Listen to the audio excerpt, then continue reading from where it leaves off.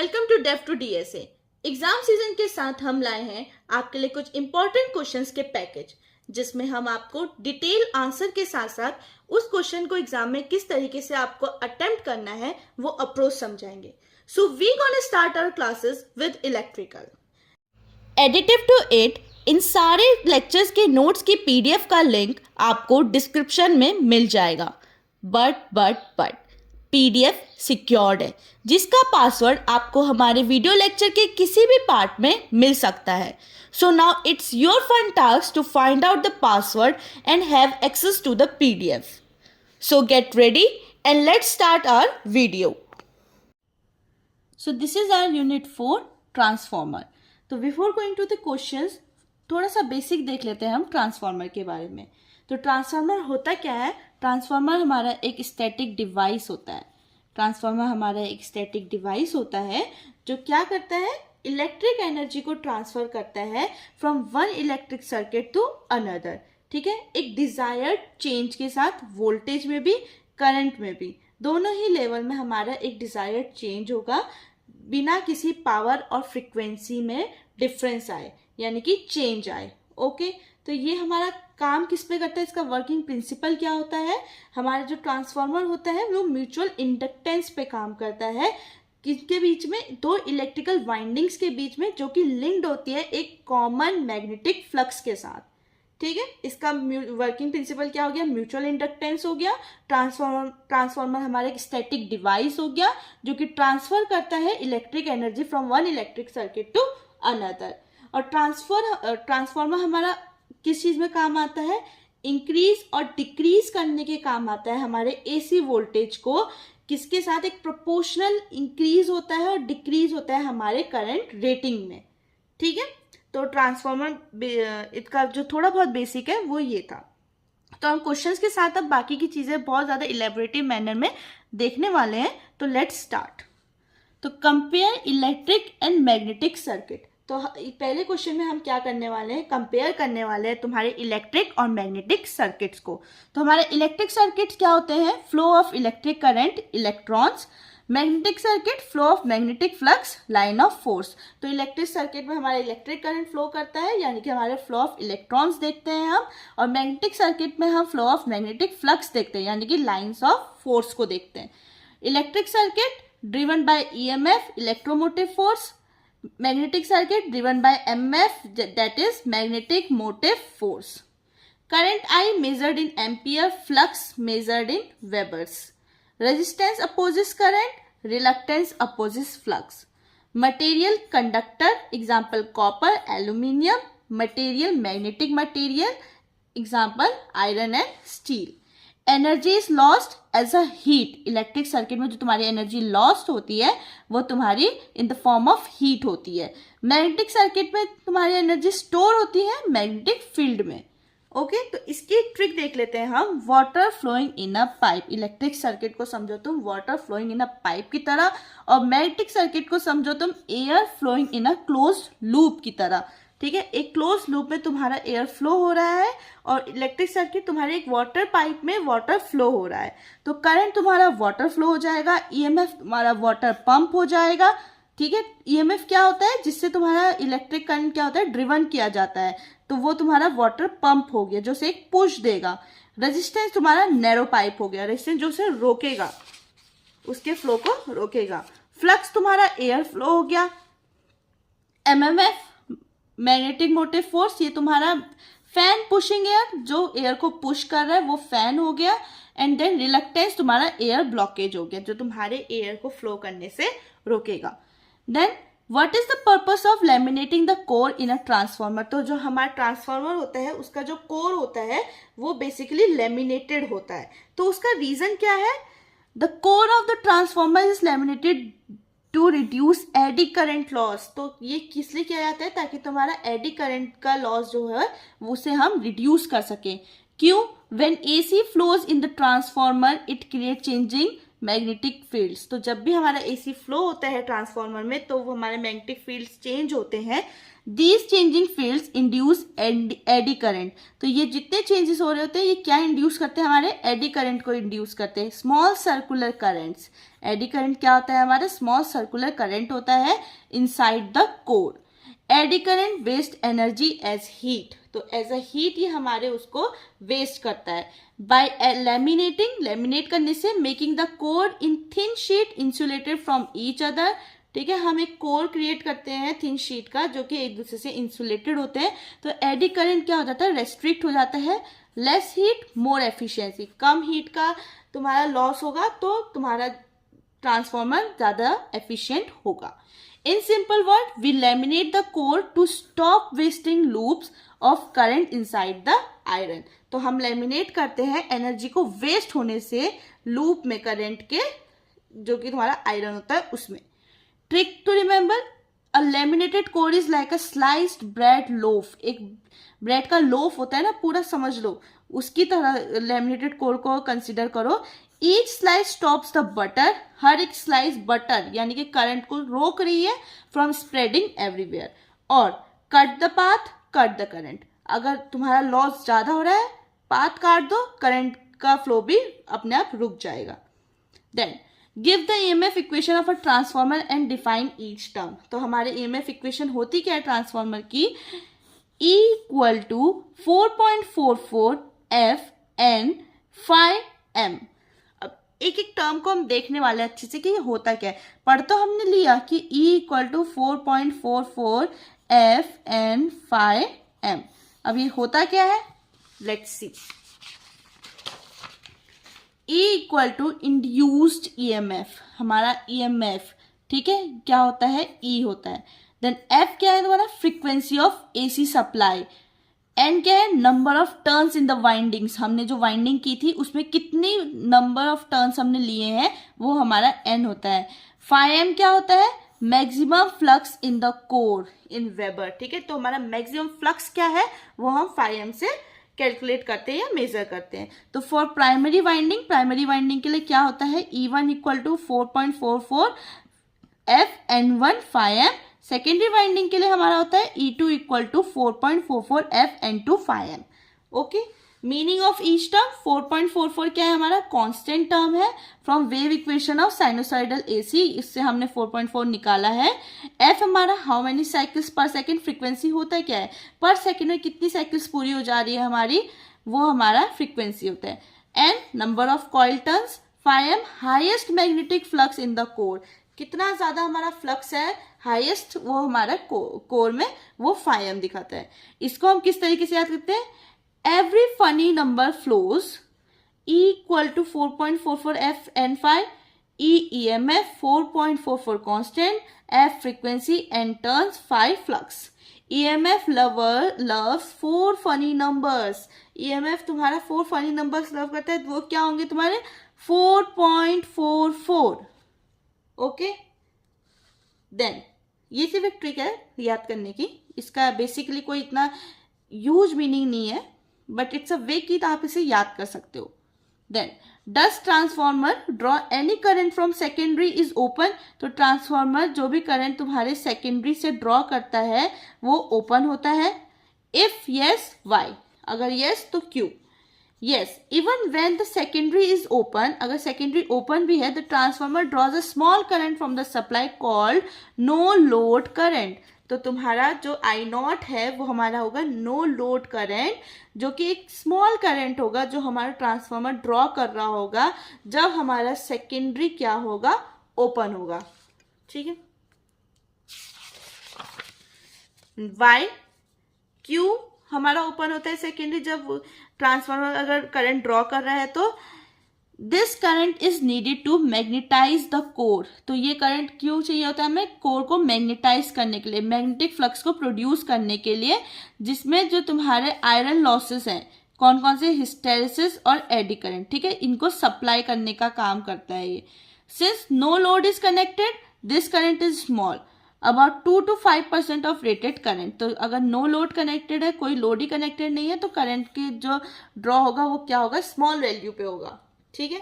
In simple word, transformer take a small current to keep its magnetic field alive even if no work is done. अगर कोई काम नहीं हो रहा है ट्रांसफॉर्मर से तो वो एक छोटा सा अमाउंट में करंट ड्रॉ करता है ताकि वो अपने अंदर मैग्नेटिक फील्ड को अलाइव रख सके। Okay, then trick to remember, transformer is like standby fan. Transformer तुम्हारा एक स्टैंड बाय फैन की तरह है, spinning inside even when no one feels the breeze. अगर मतलब इस तरीके से वो अंदर ही अंदर रन कर रहा है बट किसी को हवा नहीं लग पा रही है। तो सिमिलरली ट्रांसफॉर्मर अपने को अलाइव रखने के लिए मैग्नेटिक फील्ड को अलाइव रखता है अगर कोई काम नहीं भी हो रहा है। Then also, then open secondary but core still hungry for magnetism. This is just a way to remember, अगर सेकेंडरी ओपन है तो कोर हंग्री है अपने को मैग्नेटाइज रखने के लिए। ठीक है, define voltage regulation of a transformer. अब वोल्टेज रेगुलेशन क्या होता है हमारे ट्रांसफॉर्मर का?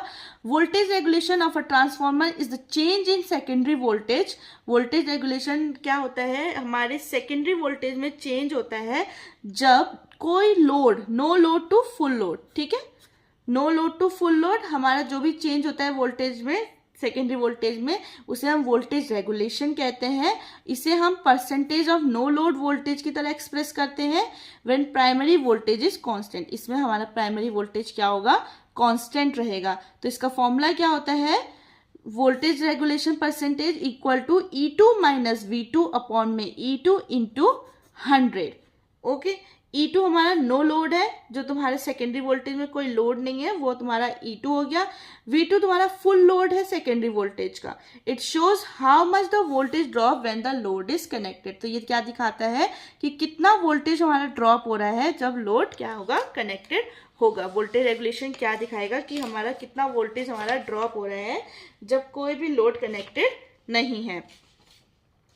Then in simple words, voltage regulation tells how much the output voltage falls when we turn on load। तो कितना हमारा आउटपुट वोल्टेज ड्रॉप कर रहा है जब हम लोड को ऑन कर रहे हैं। इसको भी कैसे हम याद करते हैं? रेगुलेशन को वोल्टेज रिलैक्सेशन समझो। वोल्टेज रिलैक्स करता है या ड्रॉप करता है जब लोड होता है। एम्प्टी फुल वोल्टेज फॉल, जब एम्प्टी से फुल में जाता है तो वोल्टेज का क्या होता है? ड्रॉप होता है। Good transformer equal to low voltage drop. अगर अच्छा ट्रांसफॉर्मर आता है वोल्टेज ड्रॉप होने के चांसेस कम होते हैं। और बेटर वोल्टेज रेगुलेशन, और हमें वोल्टेज रेगुलेशन भी क्या मिलता है? अच्छा मिलता है। Then full load copper loss in a transformer is 1600 watt. What will be the loss at the half load? ठीक है, तो फुल लोड में जो कॉपर लॉस हो रहा है ट्रांसफॉर्मर वो कितना हो रहा है? 1600 वॉट हो रहा है। तो हाफ लोड में कितना लॉस होगा वो देखना है। तो कॉपर लॉस डायरेक्टली हमारा किसके प्रोपोर्शनेट है? लोड करंट के स्क्वायर के साथ। It changes with the square of the load. तो हाफ लोड कितना हो जाएगा? Half of full load current. तो सीधे सीधे हमें क्या मिल जाएगा? Copper loss at the half load कितना हो जाएगा? Half to the power square, यानी कि हाफ का square into full load copper loss. तो हाफ का क्या हो जाएगा? 0.5 का स्क्वायर इंटू 1600, और ये हमें मिल जाएगा 0.25 इंटू 1600, जो हमें मिल जाएगा 400 वॉट। तो फाइनल आंसर क्या हो जाएगा हमारा? Copper loss at the half load कितना हो जाएगा हमारा? 400 वॉट हो जाएगा। इसके लिए क्या रिमेंबर करना है हमें? Half the current 1/4 the copper loss because its square. अगर हाफ करंट है, ठीक है, तो कितना लॉस होगा? 1/4 लॉस होगा, क्योंकि क्या हो जाएगा? इसका स्क्वायर हो जाएगा। Okay, cut current by 2। अगर करंट को 2 से कट कर देते हैं तो लॉस कितना हो जाएगा हमारा? 2 की पावर 2, यानी कि विच इज 4। अगर 2 से हम इसे कट कर रहे हैं तो लॉस कितना बच रहा है? 4। Then explain the BH curve and hysteresis and eddy current losses। अब BH कर्व क्या होता है? हमारा मैग्नेटाइजेशन कर्व होता है। ठीक है, BH क्या होता है? हमारा मैग्नेटाइजेशन कर्व होता है, जिसमें B हमारा मैग्नेटिक फ्लक्स डेंसिटी होता है और H हमारा मैग्नेटाइजिंग फोर्स होता है, यानी कि फील्ड स्ट्रेंथ होता है हमारा H। ठीक है, B क्या होता है? हमारा मैग्नेटिक फ्लक्स डेंसिटी होता है और H हमारा मैग्नेटाइजिंग फोर्स यानी कि फील्ड स्ट्रेंथ होता है। उसके shows how B changes as H increases of for a magnetic material. तो हमें दिखाता है कि जो हमारा B है वो कितना चेंज हो रहा है जिस हिसाब से हमारा H इंक्रीज हो रहा है एक मैग्नेटिक मटेरियल के साथ। Initially rises fast then saturates can't magnetize more. तो स्टार्टिंग में बहुत जल्दी जो तुम्हारा राइज कर जाता है, फिर सैचुरेट एक ऐसी सिचुएशन पे बढ़ जाता है, एक ऐसी कंडीशन पे पहुंच जाता है जहां से वो ज़्यादा नहीं बढ़ सकता है, यानी कि वहां से वो और ज़्यादा मैग्नेटाइज हो ही नहीं सकता है। Then it tells how easily a material get magnetize and reaches saturation. तो हमारा जो HB कर्व है ये क्या बताता है कि कितनी जल्दी हमारा मटेरियल जो है वो मैग्नेटाइज हो जाता है और अपने सैचुरेशन कंडीशन पे पहुंच जाता है। Then hysteresis losses, hysteresis losses क्या है? When magnetizing and demagnetizing a material ACB lags behind H। ठीक है, जब हमारा मैग्नेटाइजिंग और डीमैग्नेटाइजिंग दोनों ही चीज हमारे मटेरियल की, जिसमें B हमारा लैग कर रहा है behind H, this lag form a loop on the BH curve. तो हमारे BH कर्व में क्या होता है? एक लूप बनता है। ठीक है, जिसे हम हिस्टेरेसिस लूप भी कहते हैं। Energy is lost every cycle inside the material that is heat. हर एक साइकिल के अंदर हमारी एनर्जी लॉस्ट हो रही है। Hysteresis loss area of BH loop into frequency into volume. ये हमारा हिस्टेरेसिस लॉस का एक फॉर्मूला हो गया, area of BH loop into frequency into volume, जिसमें loss because molecules take time to turn around. Loss होता क्यों है? क्योंकि जो मॉलिक्यूल्स है वो टाइम ले रहे हैं टर्न अराउंड के लिए। ठीक है, टर्न अराउंड करने के लिए। इसका अभी हम कर्व भी देख लेंगे एक बारी। फिर एडी करंट लॉस क्यों होता है? हमें changing magnetic field induce small current, eddy current inside the iron core. अभी पढ़ा था हमने कि जो मैग्नेटिक फील्ड होता है वो जब सेकेंडरी से करंट ड्रॉ कर रहा होता है तो एक स्मॉल करंट, हमारा एडी करंट जो होता है वो इंड्यूस होता है जब हमारा मैग्नेटिक फील्ड चेंज हो रहा होता है। तो वो हमारा किसके अंदर होता है? आयरन कोर के अंदर होता है। These current flow in circles, circles के उसमें फ्लो करते हैं, कॉजेज हीट लॉस, ये भी हीट लॉस करते हैं। Reduced by laminating the core, इसको हम रिड्यूस किससे करते हैं? कोर को लैमिनेट करके थिन इंसुलेटेड शीट्स के साथ। तो एडी करंट्स होते क्या? हमारे अनवांटेड सर्कुलर करंट्स होते हैं किसके अंदर? कोर के अंदर। Trick to remember, BH curve को तुम B hugs H but slowly lag. ठीक है, बहुत जल्दी से हक कर लेता है लेकिन धीरे धीरे करके लैग करने लग जाता है। ठीक है, कहा ना भी इनिशियली बहुत जल्दी फास्ट राइज होता है।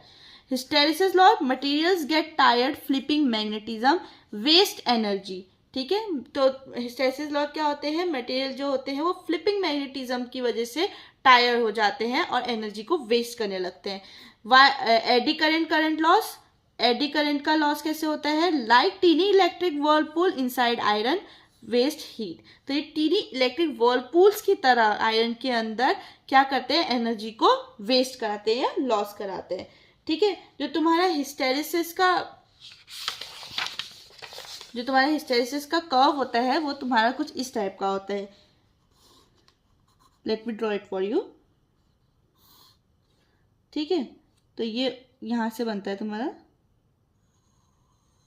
तो it goes like this।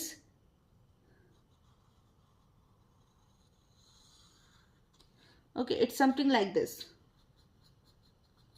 ठीक है, तो इसमें क्या होगा? ये तुम्हारा M होता है, यानी कि मैग्नेटाइजेशन ऑफ मटेरियल।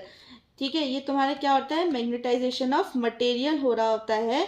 यहाँ पे तुम्हारा अप्लाइड मैग्नेटिक फील्ड इंटेंसिटी होता है, दैट्स योर H। ठीक है, मैग्नेटाइजिंग फोर्स जो भी तुम्हारा लग रहा होता है वो यहाँ लग रहा होता है। अब देखो, मटेरियल मैग्नेटाइज हो जाता है, सैचुरेशन में पहुंच जाता है by alignment of domains. Domains के अलाइनमेंट से मटेरियल मैग्नेटाइज्ड हो जाता है और सैचुरेशन कंडीशन पे पहुंचता है। देन जो हमारा मैग्नेटिक फील्ड होता है वो रिवर्स होना चाहिए और increase to a large value, एक लार्ज वैल्यू को इंक्रीज होना चाहिए ताकि वो मैग्नेटाइजेशन को जीरो पे दोबारा ड्राइव कर सके। ठीक है, तो यहाँ पे क्या हो रहा है? Toward saturation in the opposite direction. यहाँ पे सैचुरेशन पे जा रहा है लेकिन अपोजिट डायरेक्शन में।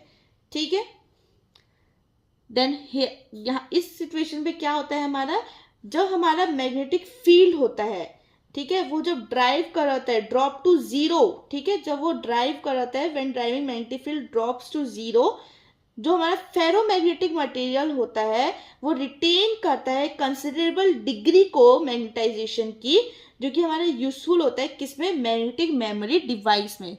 जो यूजफुल होता है किसमें? मैग्नेटिक मेमोरी डिवाइस में।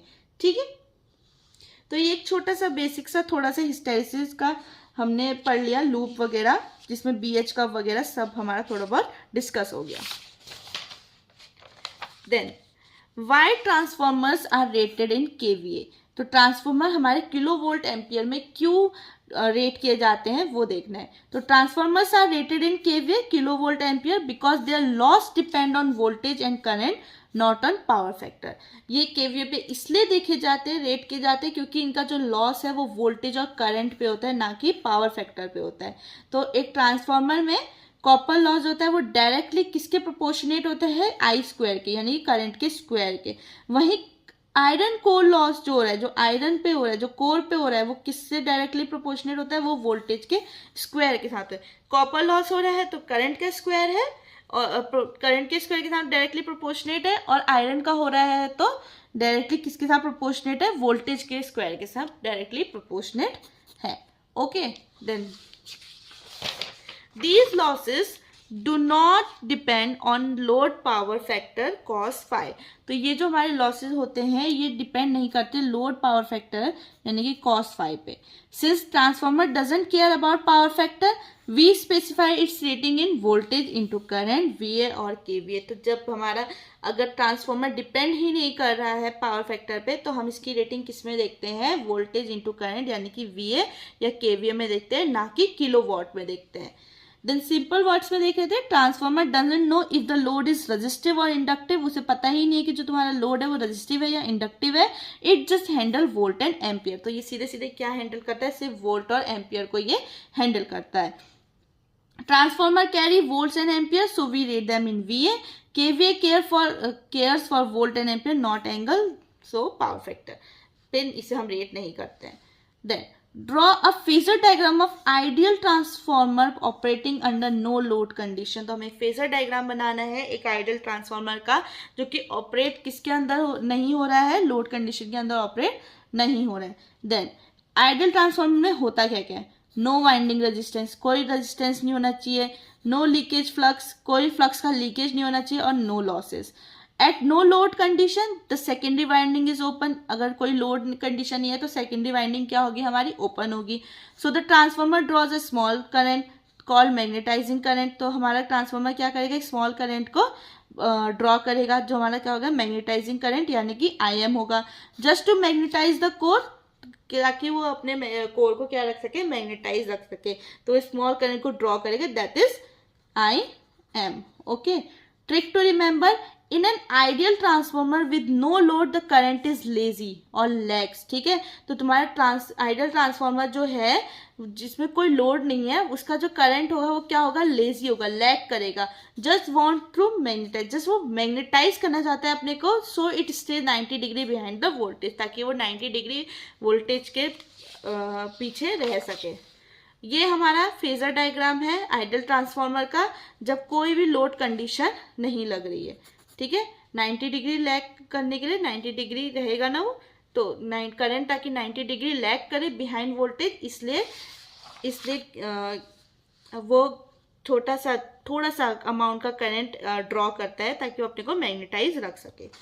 Okay, what are application of step up and step down transformer. अब हमारे स्टेप अप और स्टेप डाउन ट्रांसफॉर्मर के एप्लीकेशन क्या होते हैं। Application of step up transformer, step up transformer increases voltage. Step up transformer तुम्हारा voltage increase करता है। Used where low currents and high voltage are needed. तो तुम्हारा कहाँ नीड होता है, जब तुम्हारा लो करंट या फिर हाई वोल्टेज नीड होता है तब हम स्टेप अप ट्रांसफॉर्मर यूज करते हैं। Power plants, X ray machine, microwave ovens, इन सब में तुम्हारा स्टेप अप ट्रांसफॉर्मर यूज होता है। Application of step down transformer, step down transformer reduce करता है तुम्हारा वोल्टेज। ठीक है, जहाँ पे तुम्हारा वोल्टेज रिड्यूस करने की जरूरत होती है वहाँ स्टेप डाउन ट्रांसफॉर्मर यूज होता है। Use where low voltage and high currents are needed. ठीक है, कहाँ यूज होता है, जहाँ लो वोल्टेज और हाई करंट नीडेड होते हैं वहाँ। इसके एग्जाम्पल होता है तुम्हारा electric power distribution to lower the voltage for home safe use. ठीक है, इसका एग्जाम्पल हो गया। देन फिर आते हैं तुम्हारा mobile phone chargers. Mobile phone chargers में यूज होता है, वेल्डिंग मशीन्स में यूज होता है। इस trick to remember, up in power station, down at home. Step up transformer तुम्हारे पावर स्टेशन पे यूज होते हैं और स्टेप डाउन तुम्हारे होम उस अप्लायंसेस पे। Then step up upgrade voltages for longer distance, तुम्हारे जो स्टेप अप होते हैं ये वोल्टेज को अपग्रेड करते हैं लॉन्ग डिस्टेंस के लिए. Step down downgrade voltage for save usage के लिए हम स्टेप डाउन यूज कर लेते हैं. How transformers are classified according to their construction, तुम्हारे ट्रांसफॉर्मर क्लासीफाई कैसे किए गए हैं उनकी कंस्ट्रक्शन के according. Transformers are mainly classified into two type based on construction, core type transformer और शेल टाइप ट्रांसफॉर्मर. ठीक है. Winding coils are wound around two sides limbs of a laminated steel core. अगर हमारे core type क्या होता है जिसमें हमारे जो वाइंडिंग यानी कि कॉइल्स होते हैं वो दोनों साइड से क्या करे जाते हैं, वाउंड किया जाता है एक लैमिनेटेड स्टील कोर पे, तो उसे हम कहते हैं core type transformer. Core looks like a rectangle with coil on both side. तो कोर हमारा एक रेक्टेंगल की तरह दिखता है कॉइल्स के साथ दोनों साइड में. ठीक है. Easier to insulate and cool. और हमारा जो कोर टाइप ट्रांसफॉर्मर होता है वो ईजियर होता है इंसुलेट करने के लिए और कूल डाउन करने के लिए.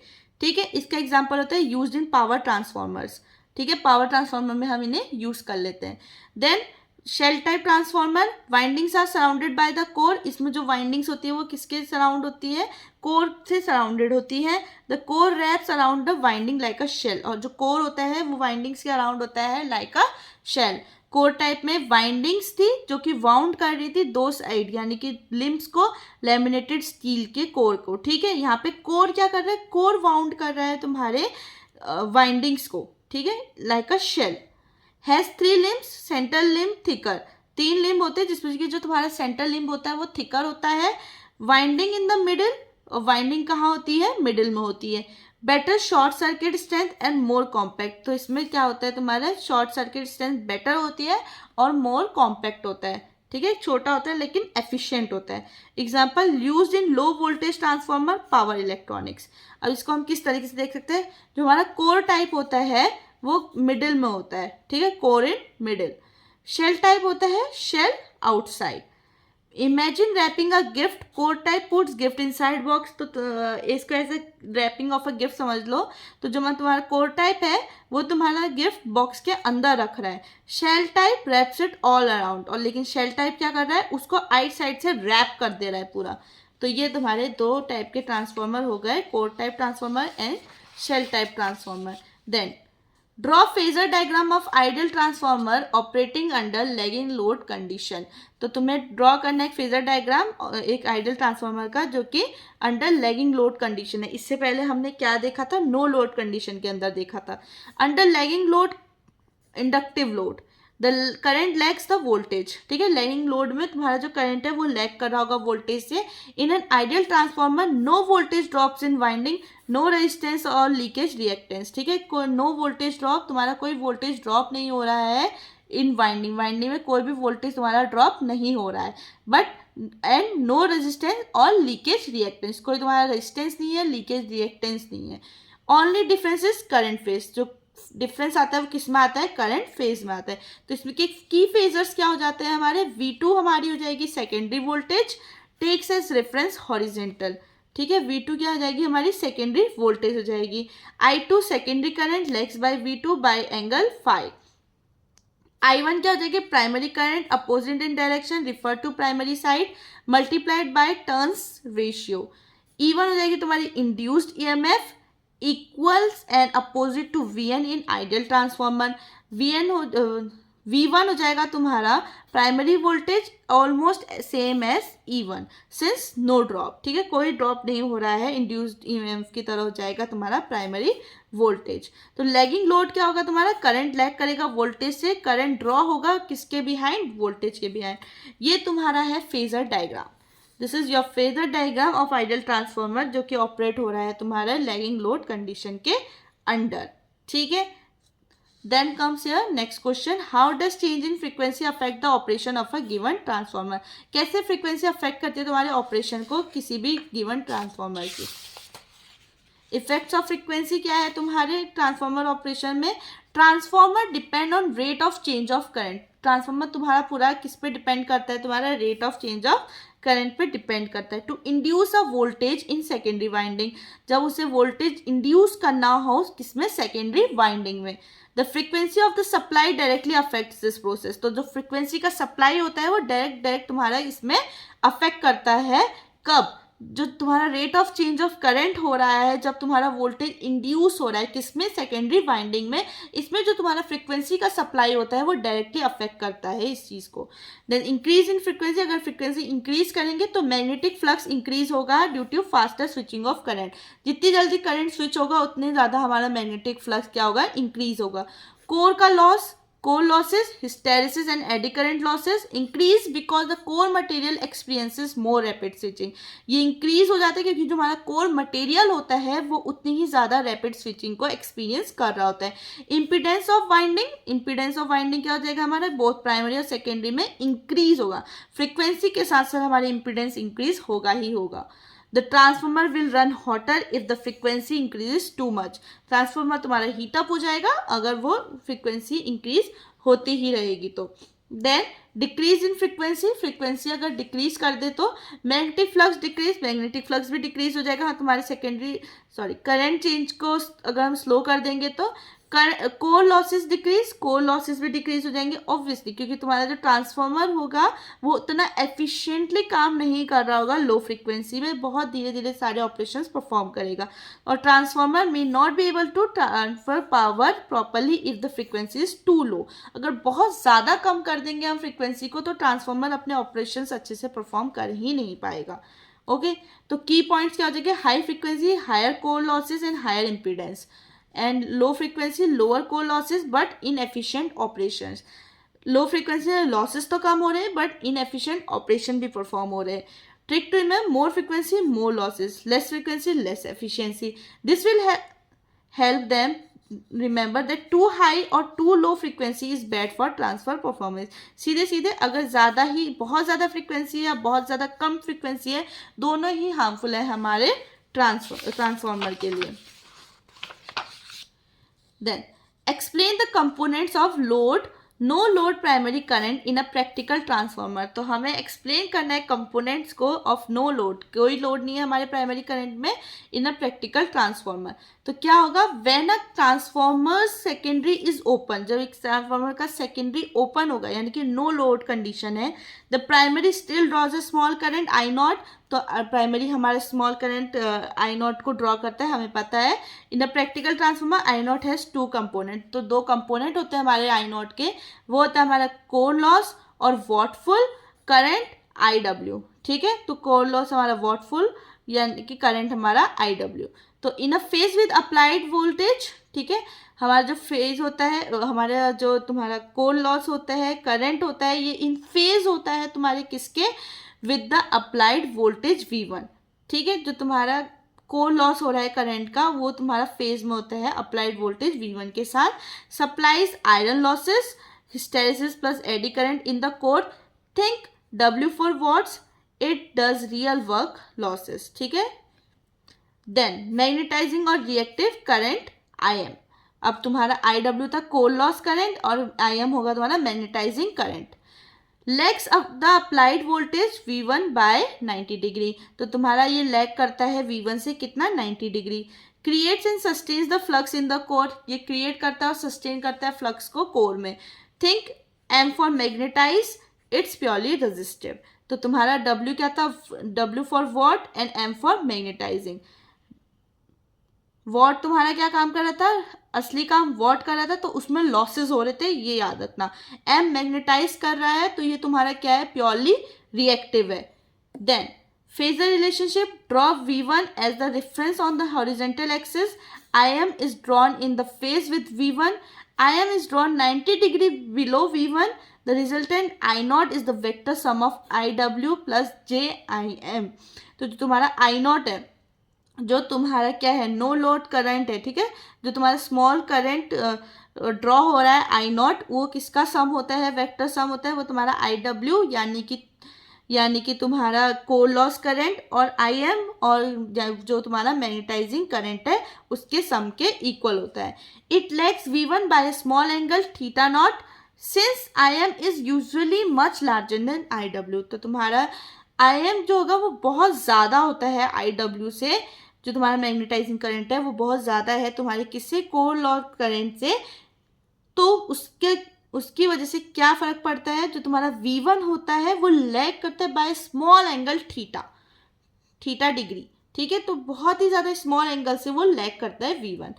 इसकी ट्रिक क्या कैसे रख सकते हैं हम इसे याद? What full works in a phase, in phase magnetizing lags by 90।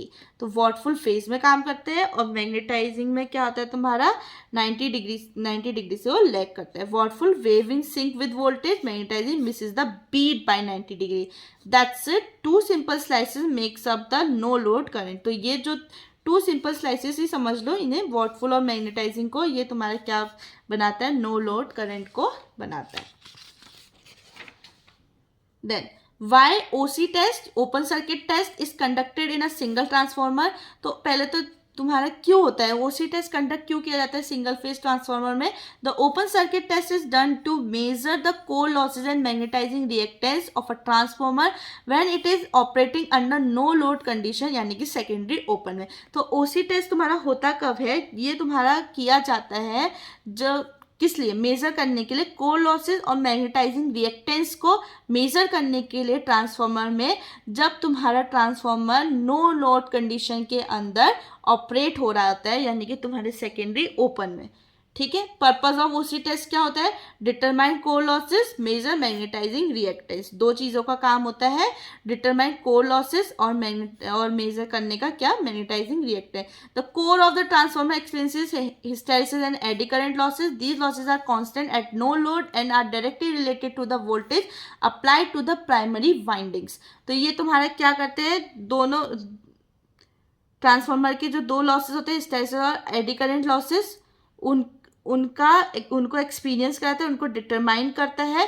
ये लॉसेस जो होते हैं वो कांस्टेंट होते हैं नो लोड पे, तो ये डायरेक्टली रिलेट करता है वोल्टेज को जो कि तुम्हारा अप्लाई किया जाता है तुम्हारे प्राइमरी वाइंडिंग पे, ठीक है। तो OC test help measure real power loss, कितना रियल पावर लॉस हो रहा है ओसी टेस्ट हमें हेल्प करता है उसे मेजर करने में, और हम इसे डिनोट करते हैं किससे? पी कोर से, ठीक है।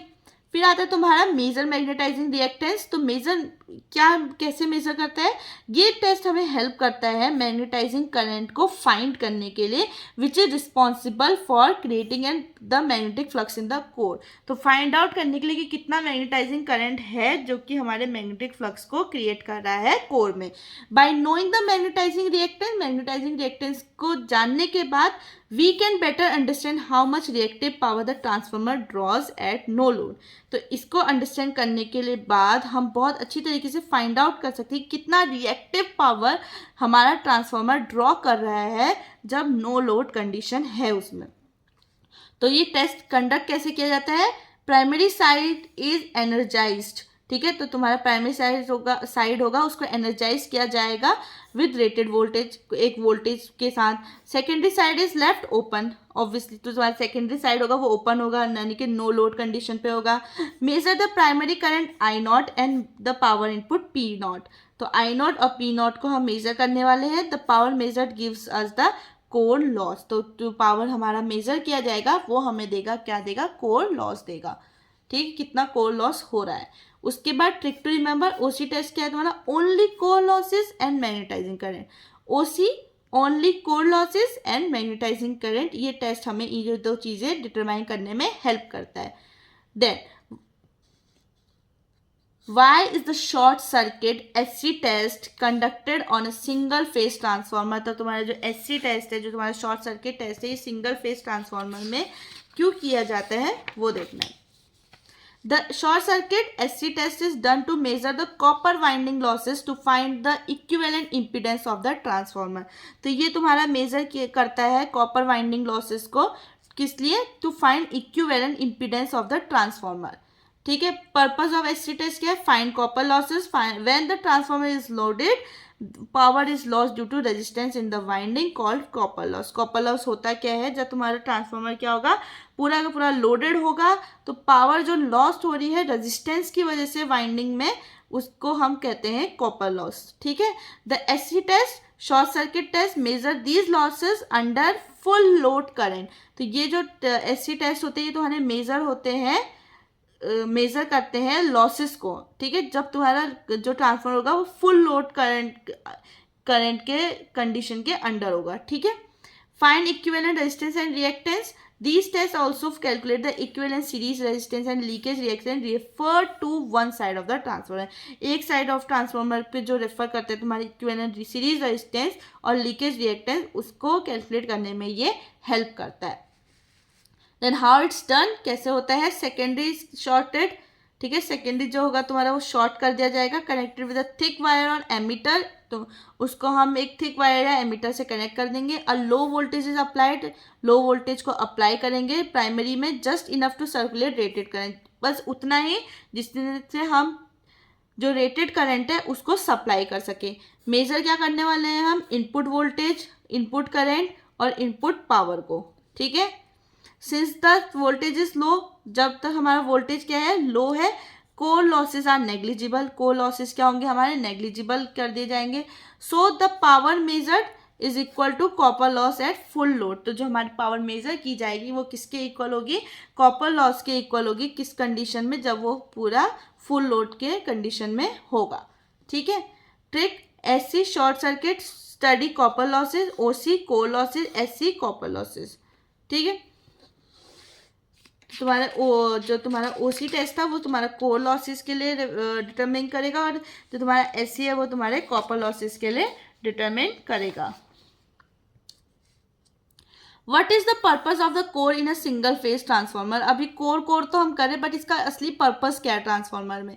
The core in a transformer is made of laminated steel and serve two main purpose. तो ये किससे लैमिनेट किया जाता है, तुम्हारे स्टील के साथ लैमिनेट करा जाता है, जिसके टू मेन पर्पज है. पहला है to provide a magnetic path. The core carries the magnetic flux that links the primary and secondary winding. तो पहला तो क्या है, ये एक मैग्नेटिक पाथ देता है. कैसे देता है, ये कोर जो है ये मैग्नेटिक फ्लक्स को कैरी करता है, जो तुम्हारे क्या लिंक करता है, प्राइमरी और सेकेंडरी वाइंडिंग को लिंक करता है. It provides a low reluctance path. ये तुम्हारा क्या प्रोवाइड करता है, लो रिलक्टेंस पाथ को प्रोवाइड कराता है, जो कि ईजी होता है मैग्नेटिक फ्लक्स के लिए फ्लो करने के लिए. जो रिलक्टेंस पाथ होगा वो जितना कम होगा उतना ज़्यादा मैग्नेटिक फ्लक्स को ईजी पड़ेगा फ्लो करने के लिए. तो ट्रांसफर एनर्जी एफिशिएंटली, एनर्जी को अच्छे से एफिशिएंटली ट्रांसफर करने के काम आता है हमारा core. The core allow energy to transfer from the primary to the secondary by magnetic induction. तो ये हेल्प करता है प्राइमरी टू सेकेंडरी एनर्जी को ट्रांसफर करने में with the help of magnetic induction. Why it's laminated, laminated क्यों है, to reduce eddy current losses by breaking large current into small one. तो ये लैमिनेटेड क्यों होता है, क्योंकि एडी करंट लॉस को हमें रिड्यूस करना होता है, रोकना होता है, रेस्ट्रिक्ट करना होता है. कैसे, लार्ज करंट्स को हम स्मॉल स्मॉल टुकड़ों में बांट देते हैं. इसका ट्रिक क्या, कैसे याद कर सकते, core is the corridor for flux. क्यों, क्योंकि जितना लो रिलक्टेंस पाथ होगा वो कौन देगा हमें, कोर देगा. उससे क्या होगा, हमारा मैग्नेटिक फ्लक्स उतना अच्छा फ्लो होगा. It guides magnetic flux just like a corridor guides people. तो जिस तरीके से कॉरिडोर गाइड करता है लोगों को, वैसी मैग्नेटिक फ्लक्स को गाइड करता है हमारा core. Without the core flux would spread in air weak and inefficient transformer. तो बिना कोर के जो हमारा जो फ्लक्स होगा वो स्प्रेड हो जाएगा एयर में, और एक वीक और इनएफिशिएंट ट्रांसफॉर्मर की तरह वो एक्ट करेगा. Then what are the properties of an ideal transformer. Properties क्या होती है हमारे आइडियल ट्रांसफॉर्मर की. An ideal transformer is a perfect transformer with no losses. It has 3-4 की प्रॉपर्टीज. 4 की प्रॉपर्टीज हैं उसकी. नो वाइंडिंग रेजिस्टेंस, कोई वाइंडिंग रेजिस्टेंस नहीं होना चाहिए हमारे प्राइमरी और सेकेंडरी वाइंडिंग में, जीरो रेजिस्टेंस होना चाहिए. कोई कॉपर लॉस नहीं होगा जिससे. No leakage flux, all magnetic flux links both winding perfectly. ठीक है, अगर हमारा जो मैग्नेटिक फ्लक्स होगा वो दोनों वाइंडिंग्स को परफेक्टली लिंक करेगा. तो no flux leakage outside the core, कोई फ्लक्स लीकेज हमारा आउटसाइड द कोर नहीं होना चाहिए. Okay, then moving ahead. फिर no core losses, core loss नहीं होना चाहिए. हिस्टेरेसिस और जो एडी करंट का लॉस होता है कोर में वो नहीं होना चाहिए. 100% एफिशिएंट होना चाहिए हमारा ideal transformer. Power input equal to power output, जितनी पावर हम दे रहे हैं उतना हमें आउटपुट मिलना चाहिए. नो लॉस ऑफ एनर्जी के साथ. Ideal, no real loss, no leakage, no resistance, just perfect transfer. In real life transformer aren't ideal, but this model helps in calculation. But यह मॉडल हमें हेल्प करता है calculation के, but ideal transformer की उम्मीद हम नहीं लगा सकते हैं practically. Draw the equivalent circuit of a single phase transformer. तो हमें एक इक्विवेलेंट सर्किट बनाना है सिंगल फेज ट्रांसफॉर्मर का. The equivalent circuit of a practical transformer represent resistances and reactances as electrical component. तो जो इक्विवेलेंट सर्किट होता है हमारे प्रैक्टिकल ट्रांसफार्मर का, वो क्या रिप्रेजेंट करता है? रेजिस्टेंसेज और रिएक्टेंसेज किसके? इलेक्ट्रिकल कंपोनेंट्स की तरह, एज अ इलेक्ट्रिकल कंपोनेंट। तो की कंपोनेंट्स क्या होंगे हमारे? R1 प्राइमरी वाइंडिंग रेजिस्टेंस, ठीक है, यहाँ पे देखते हुए भी चलो, तुम्हारा जो डायग्राम है उसमें देखते चलो। तो ये तुम्हारा R1 होगा, ये प्राइमरी वाइंडिंग्स है, ठीक है। ये तुम्हारा X1 हो गया, XL सॉरी, ये तुम्हारा प्राइमरी लीकेज रिएक्टेंस देखेगा। R2 secondary winding resistance, secondary winding resistance. Then X2 secondary leakage resistance reactance, ठीक है, तुम्हारा सेकेंडरी लीकेज रिएक्टेंस को शो कर रहा है। RC core loss resistance, RC क्या दिखाएगा? तुम्हारा core loss resistance, models iron losses. और लास्ट में तुम्हारा जो XM है वो क्या है? तुम्हारा magnetising reactance, model magnetising current, ठीक है। XM क्या है? तुम्हारा मैग्नेटाइजिंग रिएक्टेंस है। तो ये दोनों तुम्हारे क्या हो गया? Equivalent circuit of a single phase transformer. Okay, then what are the different losses occurring in a transformer? Different losses कौन कौन से होते हैं हमारे ट्रांसफॉर्मर में? A transformer has two main types of losses. पहला होता है तुम्हारा कोर लॉसेस, देन जो किस में अकर होता है? कोर में अकर होता है due to alternating magnetic flux. किसकी वजह से? ऑल्टरनेटिंग मैग्नेटिक फ्लक्स की वजह से। देन ये क्या क्या इंक्लूड करता है? हिस्टेरेसिस लॉस को इंक्लूड करता है, तुम्हारा एडी करंट को एडी करंट लॉस को इंक्लूड करता है। हिस्टेरेसिस लॉस किसकी वजह से होते हैं? रिपीटेड मैग्नेटाइजेशन, डीमैग्नेटाइजेशन की वजह से। एडी करंट किसकी वजह से होता है? जब तुम्हारा करंट जो होता है वो सर्कुलेट हो रहा होता है inside the core. These losses are constant loss होते हैं, लोड पे डिपेंड ये बिल्कुल नहीं करते हैं तुम्हारे। Copper winding losses occur in windings due to resistance when current flows. तो ये तुम्हारे वाइंडिंग में होता है जब तुम्हारा करंट क्या होता है? फ्लो हो रहा होता है, कॉपर वाइंडिंग, ठीक है। तो तुम्हारा इसका फॉर्मूला क्या हो जाएगा? I²R, क्या हो जाएगा? I²R। These losses increase with load current. तो जितना लोड करंट बढ़ेगा उतना तुम्हारे लॉसेज होने के चांसेस भी बढ़ेंगे। तो ट्रिक टू रिमेंबर, ट्रिक क्या है इसको याद करने की? Core equal to constant and copper equal to current. याद रखना, कोर क्या होते हैं? कांस्टेंट होते हैं जो कि तुम्हारे लोड पे डिपेंड नहीं करते हैं, बट कॉपर तुम्हारे क्या होते हैं? जो कि लोड करंट पे डिपेंड करते हैं और इंक्रीज करते हैं जब हमारा लोड करंट भी बढ़ता है।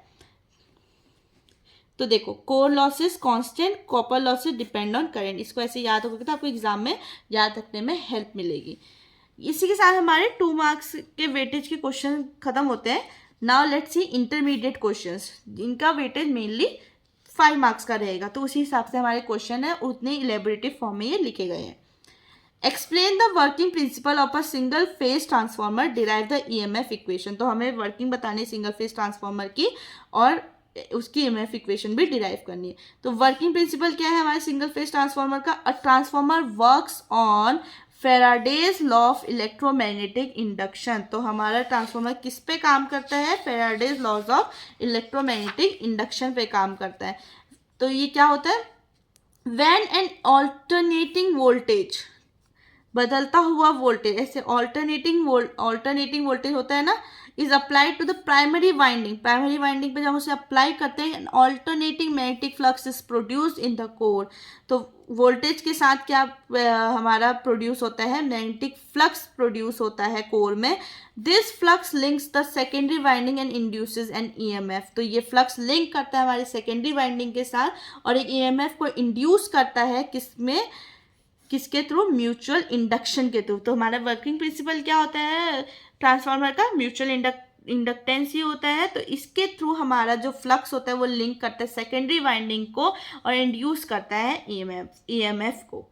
No electrical connection between primary and secondary, only magnetic coupling. तो कोई इलेक्ट्रिकल कनेक्शन नहीं होता, कोई तार से नहीं जोड़े होते हैं वो, खाली एक मैग्नेटिक कपलिंग होती है जिसके थ्रू वो दोनों एक दूसरे से कनेक्टेड होते हैं। तो EMF इक्वेशन क्या होती है? इसमें डेरिवेट करते हैं इसको थोड़ा। N1 इसमें होगा हमारा number of turns in primary, N2 होगा हमारा number of turns in secondary, φm होगा हमारा magnetic flux in Weber's, frequency होगी हमारे हर्ट्स में, E1 होगा हमारा इंड्यूस्ड EMF, इन प्राइमरी और E2 होगा हमारा इंड्यूस्ड ईएमएफ इन सेकेंडरी। ठीक है, तो मैग्नेटिक फ्लक्स इक्वेशन क्या होती है हमारी, phi equal to phi m sine omega t, जिसमें ओमेगा तुम्हारा 2πf होता है। फेराडे का लॉ कहता है E equal to minus n d phi upon d t, जिसको अगर हम डिफ्रेंशिएट करें फ्लक्स को, डी फाई को किसके रिस्पेक्ट में, डी टी के रिस्पेक्ट में अगर हम डिफ्रेंशिएट करते हैं तो हमें मिलता है phi m omega cos omega t. But जो कॉस ओमेगा टी है वो हमारा, इसे हम लिखेंगे sine 90 degree minus omega t, जिससे फिर हमें मिलेगा E equal to minus n phi m omega cos omega t equal to minus n phi m omega sine 90 degree minus omega t. ठीक है, maximum value of induced EMF, maximum value क्या होती है हमारी, Emax equal to n phi m omega. ठीक है, ये हमारी क्या होती है, मैक्सिमम वैल्यू होती है इंड्यूस्ड ईएमएफ की। तो आरएमएस वैल्यू क्या होगी हमारी इंड्यूस्ड ईएमएफ की, since ERMS equal to Emax upon √2, तो इसमें हम ओमेगा की वैल्यू को सब्स्टिट्यूट कर देंगे 2πf। देन अगर हम इसे निकालेंगे तो हमारे क्या निकलेगा, E1 equal to 4.44 f n1 m, और सिमिलरली सेकेंडरी के लिए क्या हो जाएगा, E2 equal to 4.44 f n2 m, और फाइनल इक्वेशन जो हमारी EMF की बनेगी इसमें वो क्या बनेगी, E equal to 4.44 f n m। इसमें आपको कुछ चीज़ें याद रखने की ज़रूरत है, बाकी चीज़ें डायरेक्टली हमारे पुट करके आ जाएंगी। पहली हमारी मैग्नेटिक फ्लक्स की इक्वेशन जो एक्सप्रेशन है, फेराडे लॉ पता होना चाहिए, डिफ्रेंशिएट करना आना चाहिए, देन आपको कॉस ओमेगा टी की क्या वैल्यू डालनी है वो पता होनी चाहिए, जो कि हमारी sine 90 degree minus omega t. ठीक है, तो ये इक्वेशन हमें आरएमएस वैल्यू देती है of induced EMF in transformer winding की। उसके बाद इसकी क्या ट्रिक होगी, 4.4 फ्रीक्वेंसी फ्लक्स टर्न्स। ठीक है, और इक्वेशन है 4.44 into f into n into phi m completed. उसके बाद द EMF पर turn off a single phase 6.6 kilovolt by 440 volt 50 hertz transformer is approximately 12 volt.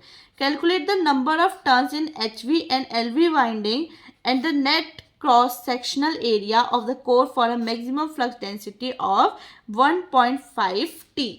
तो इसमें हमें गिवन क्या क्या है, थोड़ा डिफिकल्ट हो गया तो इसको तोड़ेंगे हम छोटे छोटे उसमें।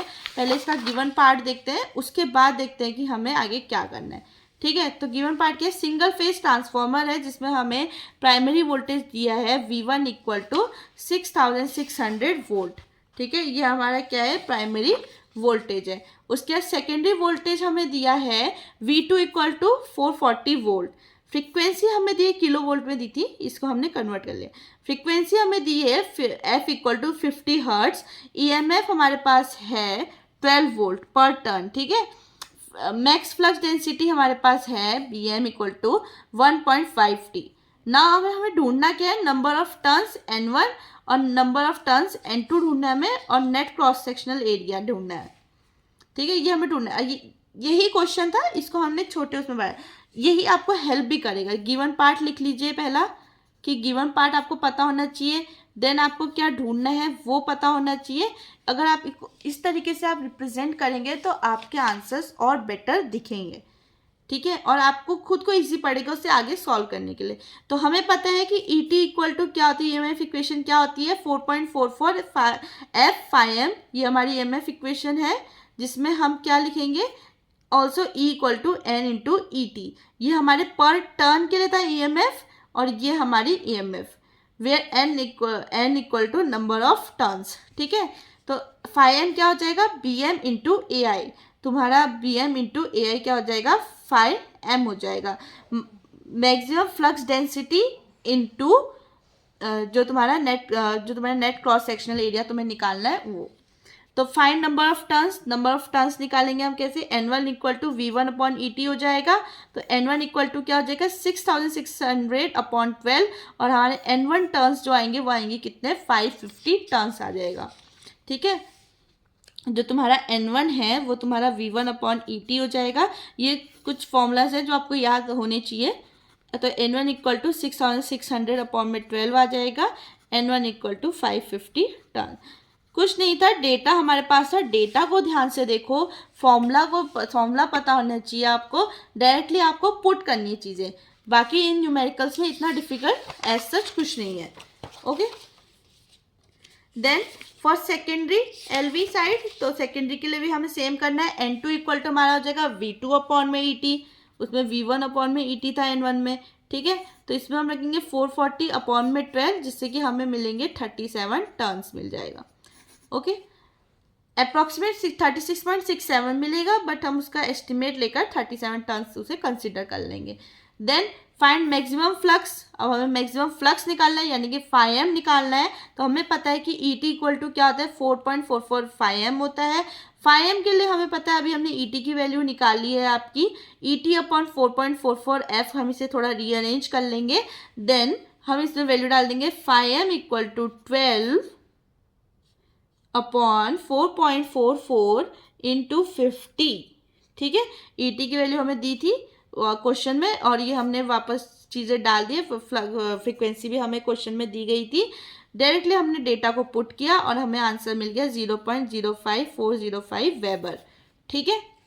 अब हमें निकालना है फाइंड कोर एरिया, एरिया निकालना है हमें क्रॉस सेक्शनल। फिर इसके लिए हम यूज़ करेंगे φm equal to BM into maximum flux density into AI, यानी कि तुम्हारा क्रॉस सेक्शनल। तो AI इक्वल टू क्या हो जाएगा तुम्हारा φm अपॉन में BM, ठीक है। तो इसको अगर हम सॉल्व करेंगे तो हमें आंसर मिल जाएगा, φm की वैल्यू क्या है हमारे पास 0.05405, ये हमारे पास φm की वैल्यू है जो हमने अभी निकाली थी। उसके बाद हमारे पास BM की वैल्यू दी है ऑलरेडी 1.5, और हमने इसे सॉल्व किया तो हमें आंसर मिल गया 0.03603 मीटर स्क्वायर, ठीक है।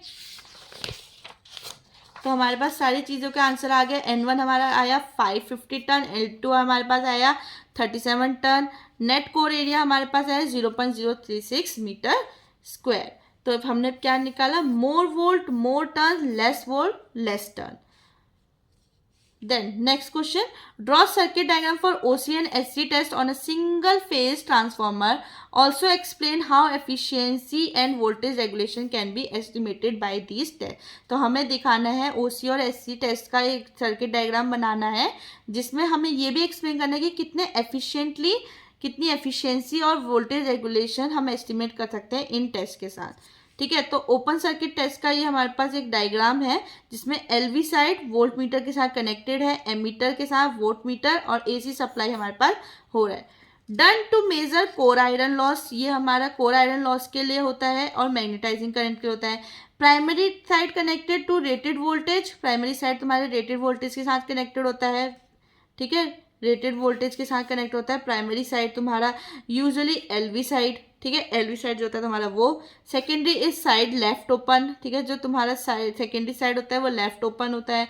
Volt meter ammeter connected on primary side, तो तुम्हारा एमीटर वोल्ट मीटर जो भी हैं ये तुम्हारे प्राइमरी साइड में कनेक्टेड होते हैं। देन तुम्हारा ओपन सर्किट टेस्ट होता कैसे है, ठीक है, connect primary winding rated voltage source, तो तुम्हारा रेटेड वोल्टेज सोर्स के साथ प्राइमरी वाइंडिंग क्या होता है, कनेक्टेड होते हैं LV साइड पे, ओके। देन सेकेंडरी वाइंडिंग पे ओपन होता है, नो लोड होता है, तो क्या मेजर करते हैं हम, volt meter across primary measure किया जाता है, ammeter in series with primary किया जाता है, वोल्ट मीटर तुम्हारा इनपुट पावर मेजर करता है। Then purpose measure core losses since no load, copper loss negligible, ठीक है, कोई लोड नहीं है तो कॉपर लॉस जो होगा वो नेग्लिजिबल हो जाता है। Short circuit test explanation, short circuit में क्या होता है, तुम्हारे HV साइड पे तुम्हारा वोल्ट मीटर कनेक्ट होता है, प्राइमरी साइड पे तुम्हारे रिड्यूस्ड वोल्टेज और तुम्हारे एमीटर वोल्ट मीटर कनेक्टेड होते हैं। तो सेकेंडरी वाइंडिंग शॉर्ट सर्किट हो जाता है, इसमें यूजुअली LV साइड शॉर्टेड हो जाता है। Primary winding low voltage supply करता है, enough to circulate rated current. फिर तुम्हारा क्या मेजर करता है, volt meter across primary measure करता है, एमीटर तुम्हारा in series with primary measure करता है, volt meter input power measure करता है, ओके। देन पर्पस क्या है, measure copper winding losses since low voltage core loss negligible, ठीक है, तो मेजर करता है तुम्हारे कॉपर वाइंडिंग लॉस को, क्या बोलते हैं, जो तुम्हारा लो वोल्टेज होता है वो तुम्हारे कोर लॉसेस को नेग्लिजिबल बना देता है। How to calculate efficiency, efficiency कैसे कैलकुलेट करते हैं हम, आउटपुट अपॉन इनपुट इंटू 100, जिसको हम एक और तरीके से लिख सकते हैं, that is output plus input into 100। ठीक है, ये तुम्हारे किसका फॉर्मूला है, तुम्हारे एफिशिएंसी का फॉर्मूला है। Then core loss from OC test, तो ओसी टेस्ट से हम क्या देखते हैं, कोर लॉस देखते हैं। Copper loss from SC test, copper loss किससे देख रहे हैं हम, एससी टेस्ट से देखते हैं, adjusted for actual load. How to calculate voltage regulation, voltage regulation कैसे तुम्हारी कैलकुलेट हो रही है, ये तुम्हारी होती है E2 माइनस V2 अपॉन में V2 इंटू 100। तो इसका यूज क्या होता है, इक्विवेलेंट रेजिस्टेंस जो होता है तुम्हारा और रिएक्टेंस जो होता है वो कैलकुलेट होता है तुम्हारा एससी टेस्ट से, और वोल्टेज ड्रॉप फाइंड आउट करने के काम आता है। कैसे, voltage equal to I2 R equivalent cos five plus I2 X equivalent sine five, जो कि तुम्हारा हो जाता है E2 equal to V2 plus delta V। ठीक है, जो तुम्हारा चेंज हो रहा है यानी कि वोल्टेज ड्रॉप हो रहा है, टू गेट रेगुलेशन। तो ये हमारा क्वेश्चन कंप्लीट होता है। Then a single phase 2200 by 250 volt 50 hertz transformer has a net core area of 36 square centimeter and max flux density of 6 Weber square meter per square meter. Calculate the number of turns of primary and secondary. तो इसमें हमें single phase दिया हुआ है जिसमें हमारा transformer की value क्या है 2200 बाई 250 वोल्ट, और इसमें फ्रीक्वेंसी 50 हर्ट्ज दी है। कोर एरिया हमारा 36 सेंटीमीटर स्क्वायर है। ठीक है, इसको हम मीटर स्क्वायर में लिख लेते हैं तो 10/-4 हो जाएगा। मैक्सिमम फ्लक्स डेंसिटी हमारी 6 वेबर पर मीटर स्क्वायर है। तो हमें कैलकुलेट क्या करना है, number of turns N1 and N2 करना है प्राइमरी और सेकेंडरी में। तो फॉर्मूला क्या होगा हमारा उसका, इक्वल टू, हमें पता है ये मैंने इक्वेशन हमारे ट्रांसफॉर्मर की, E इक्वल टू 4.44 F/m। ठीक है, तो ये क्या हो जाएगी हमारी, E equal to voltage primary और secondary, F equal to frequency hertz, N equal to number of turns, φm हमारा मैक्सिमम फ्लक्स हो जाएगा। तो हमें पता है कि φm क्या होता है, BM इंटू AC होता है तुम्हारा। तो कैलकुलेट कर लो φm को, AC equal to 36 into 10⁻⁻4 metre square में दिया है, तो ये जाएगा 0.0036 मीटर स्क्वायर। तो φm क्या हो जाएगा हमारा, BM into AC equal to 6 into 0.0036 हो जाएगा, और φm की वैल्यू हमारी कैलकुलेट करके आ जाएगी। तो अब N1 निकालना, हमने φm की वैल्यू निकाल ली, तो N1 निकालने के लिए हम क्या यूज़ करेंगे, EMF equation E1 equal to 4.44 FN N1 φm। आप इसमें नोटिस करना कि ले देखिए हमारी एक EMF इक्वेशन हर जगह अल्टीमेटली यूज हो ही रही है। बस को यूज करने का तरीका, हमें कभी φm निकालना है पहले, या हमें उसे डिराइव करने के लिए कुछ एक्सप्रेशंस याद करने हैं, दैट्स इट। इसमें ट्रांसफॉर्मर चैप्टर में हमारी एक EMF इक्वेशन पे ही पूरा चैप्टर सराउंड कर रहा है। ठीक है, ना सब्स्टिट्यूट कर लो, E1 की वैल्यू है हमारे पास, F की वैल्यू है, N1 हमें निकालना है, φm की वैल्यू हमने निकाल ली है, तो N1 की वैल्यू हमारे पास क्या आ जाएगी, 459.5 आ जाएगी। तो N2 को फिर सिमिलरली हम निकालेंगे, EMF इक्वेशन रखेंगे, N2 हमें निकालना है, उसके अलावा हमारे पास E2 की वैल्यू है, N1 की F की वैल्यू है, φm की वैल्यू है। तो N2 हमारे पास कैलकुलेट करके क्या आ जाएगा, 52.2 हमारे पास टर्न्स आ जाएंगे, नंबर ऑफ टर्न्स हमारे N2 में। ठीक है, देन आंसर हो गए हमारे, नंबर ऑफ प्राइमरी टर्न्स हो गए हमारे N1 इक्वल टू 460 टर्न्स, और नंबर ऑफ सेकेंडरी टर्न्स हो गए हमारे N2 equal to 52 turns. What are the characteristics of practical transformer? Draw the phasor diagram of a practical transformer on no load and explain it। तो हमें phasor diagram बनाना है practical transformer का on no load condition में। ठीक है, तो characteristics of practical transformer क्या है, a practical transformer differs from an ideal transformer in that it includes real world effects like losses and non-idealities। और practical transformer क्या है, ideal transformer से थोड़ा different है, थोड़ा नहीं बहुत ज़्यादा difference है, क्योंकि ये क्या एड्रेस करता है, तुम्हारे रियल वर्ल्ड इफेक्ट्स को एड्रेस करता है, जो कि है तुम्हारे लॉसेस और नॉन आइडियलिटीज़, यानी कि जो भी आइडियल ट्रांसफॉर्मर के हमारे फीचर्स थे उनसे हटकर, क्योंकि वो नेक्स्ट टू अनअचीवेबल है, बट नॉन आइडियलिटीज यानी कि प्रैक्टिकल ट्रांसफार्मर तुम्हारा रियल वर्ल्ड प्रॉब्लम्स को देखता है, इफेक्ट्स को देख रहा है, लॉसेस को देख रहा है, ठीक है, कैसे कितना एफिशिएंट तुम्हारा ट्रांसफार्मर हो सकता है। 100% efficiency we can not guaranteed for a transformer which an ideal transformer guarantee, ठीक है। लेकिन practical transform it is like next to unachievable, वो अचीव नहीं कर सकते हैं हम। So on. की characteristics, copper loss due to winding resistance, I2R loss is core iron loss due to hysteresis and eddy current in the core, magnetizing current, ठीक है। Copper loss का हमने पढ़ा था I2R, उसके कोर आयरन लॉस हमने पढ़ा हिस्टेरेसिस और एडी करंट की वजह से। Magnetizing current needed, small current required to magnetize the core, ठीक है। हमें स्मॉल करंट की जरूरत होती है मैग्नेटाइज करने के लिए कोर को। Voltage drop due to leakage reactance and resistance in winding, slight heating, transformer heats up during the operation because of losses. तो ट्रांसफॉर्मर हमारा हीटअप हो जाता है किस वजह से, लॉसेस, बिकॉज ऑफ लॉसेस की वजह से। तो हमारा ट्रांसफॉर्मर जब भी हीटअप होता है during operation because of losses, तो वो स्लाइटली जो स्लाइट हीटिंग होती है वो उसके फंक्शनिंग को कहीं ना कहीं अफेक्ट करती है।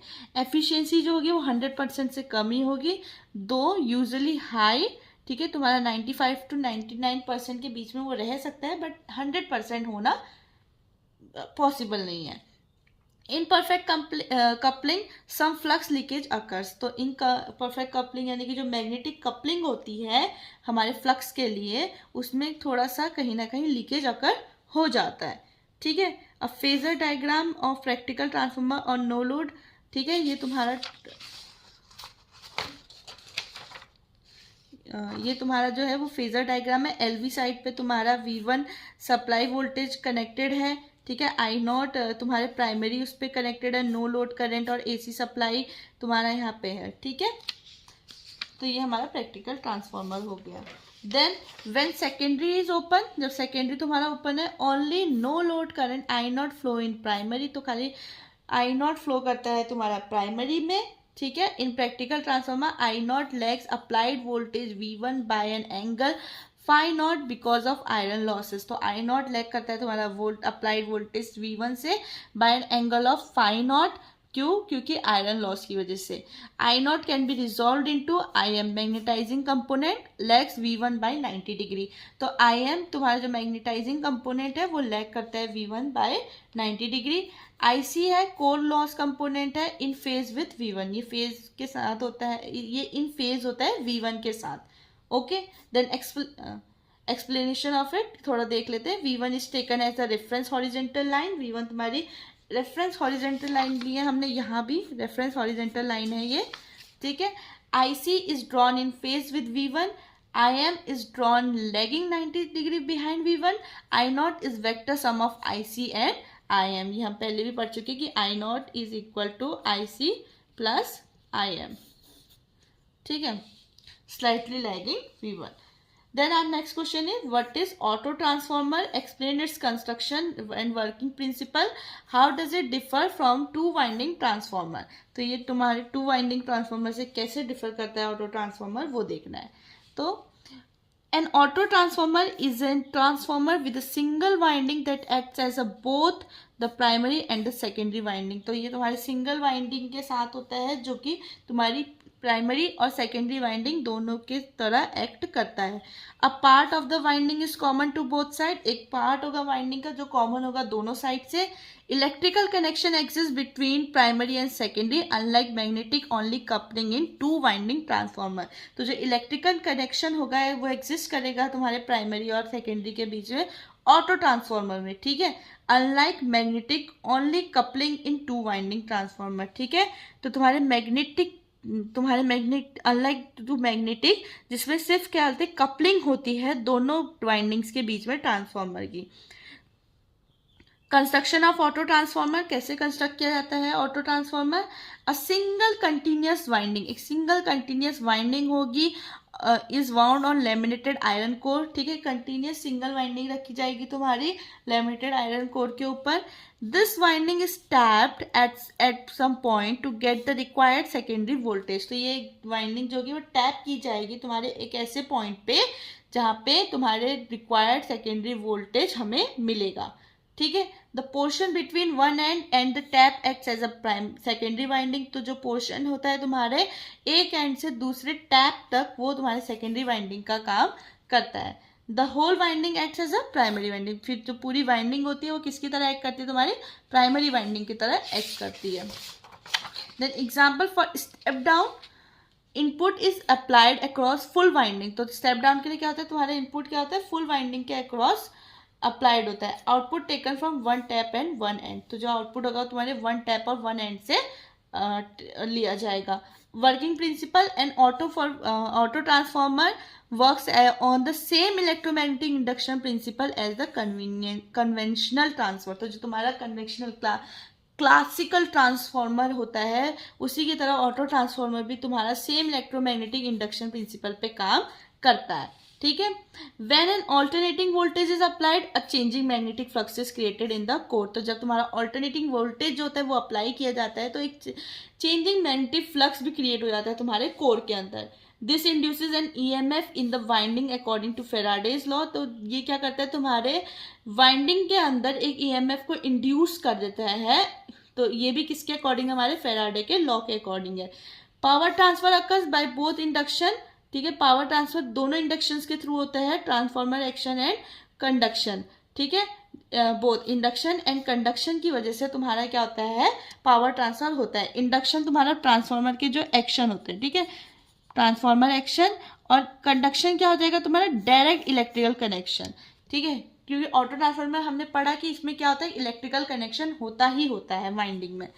Then differences between auto transformer and two winding transformer, देखो एक्सपेक्ट क्या होगा, एस्पेक्ट क्या होंगे हमारे, number of windings, auto transformer एक ही होगी, कॉमन वाइंडिंग होगी, टू वाइंडिंग ट्रांसफॉर्मर में दो होंगी, सेपरेट वाइंडिंग्स होंगी। Electrical isolation, no electrical isolation auto transformer में, क्योंकि इलेक्ट्रिकली कनेक्टेड होते हैं वो, लेकिन टू वाइंडिंग ट्रांसफॉर्मर में इलेक्ट्रिकल आइसोलेशन होता है। Then copper requirement, less copper cheaper auto transformer, then two winding transformer more copper. Size and weight, auto transformer smaller lighter, higher lower copper loss, ठीक है, sorry smaller and lighter, and then two winding transformer larger and heavier. Efficiency क्या होगी हमारी, higher होगी, lower copper loss होगा, ठीक है, efficiency ज़्यादा होगी लेकिन और कॉपर लॉस भी लेस होगा, लेकिन इसमें एफिशिएंसी हमारी लो होगी टू वाइंडिंग में। देन वोल्टेज रेगुलेशन बेटर होगा हमारा ऑटो ट्रांसफॉर्मर का, नॉट एज गुड, ठीक है, तुम्हारा जो टू वाइंडिंग ट्रांसफॉर्मर होगा इसका वोल्टेज रेगुलेशन तुम्हारे ऑटो ट्रांसफॉर्मर जितना बेटर या अच्छा नहीं होगा। देन सेफ्टी हमारी लो है इसमें, ऑटो ट्रांसफॉर्मर में नो आइसोलेशन है क्योंकि। देन हायर सेफ्टी है हमारी टू वाइंडिंग ट्रांसफॉर्मर क्योंकि आइसोलेटेड सर्किट्स होते हैं, ठीक है। अभी यूज कहाँ किए जाते हैं, where it is used, auto transformers are used in starter circuits for motors, ठीक है, स्टार्टर सर्किट्स में यूज किए जाते हैं मोटर्स के लिए। देन वोल्टेज रेगुलेटर्स में यूज किए जाते हैं, ये लेबोरेटरी टेस्टिंग में यूज किए जाते हैं, और ऑडियो इक्विपमेंट में यूज किए जाते हैं। तो हमारे इन ऑटो ट्रांसफॉर्मर का प्रिंसिपल क्या था, सेम इलेक्ट्रोमैग्नेटिक इंडक्शन प्रिंसिपल था जैसे हमारे कन्वेंशनल का है। देन हमारे ये जो होते हैं इलेक्ट्रिकली आइसोलेटेड नहीं होते ऑटो ट्रांसफॉर्मर, ये आप अपने दिमाग में बिठा लीजिए, मतलब ऐसे इसको याद करना। Then explain the concept of referring of impedance in a transformer and give its importance. तो हमें referring impedance का इम्पोर्टेंस देखना है ट्रांसफॉर्मर में, ठीक है, इसका क्या कॉन्सेप्ट है वो देखना है।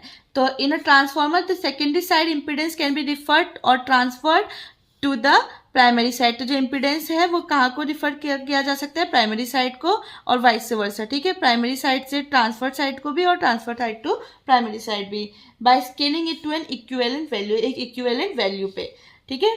क्यों किया जा सकता है इसको, हम क्यों ये इम्पीडेंस साइड को हम क्यों प्राइमरी साइड पे कर सकते हैं, प्राइमरी साइड को क्यों इम्पीडेंस साइड पे कर सकते हैं, क्योंकि because voltage and current levels are different on each side, तो वोल्टेज और करंट दोनों डिफरेंट लेवल पे डिफरेंट होंगे, अलग अलग दोनों अलग अलग साइड पे, ठीक है। To analyze the transformer from one side only, ठीक है, एक साइड से एनालाइज करने के लिए ट्रांसफॉर्मर को we refer all impedances to that side, तो हम इम्पिडेंसेस को उस साइड को रेफर करते हैं सारे के सारों को। This allows us to work with a single equivalent circuit instead of two separate circuits. तो ये हमें अलाउ करता है काम करने के लिए with a single equivalent circuit, एक single equivalent circuit के साथ instead टू सेपरेट सर्किट, दो सेपरेट सर्किट के बजाय हम एक सिंगल इक्विवेलेंट सर्किट के साथ इसमें काम कर सकते हैं. ठीक है, फॉर्मूला क्या होगा? If Z2 impedance on secondary side, Z-2 impedance refer to primary side, K equal to N1 by N2 equal to turns ratio, ये हमारा टर्न्स का रेशियो होगा. देन तो अब हमारा फॉर्मूला क्या होगा? Z-2 equal to Z2 plus K square.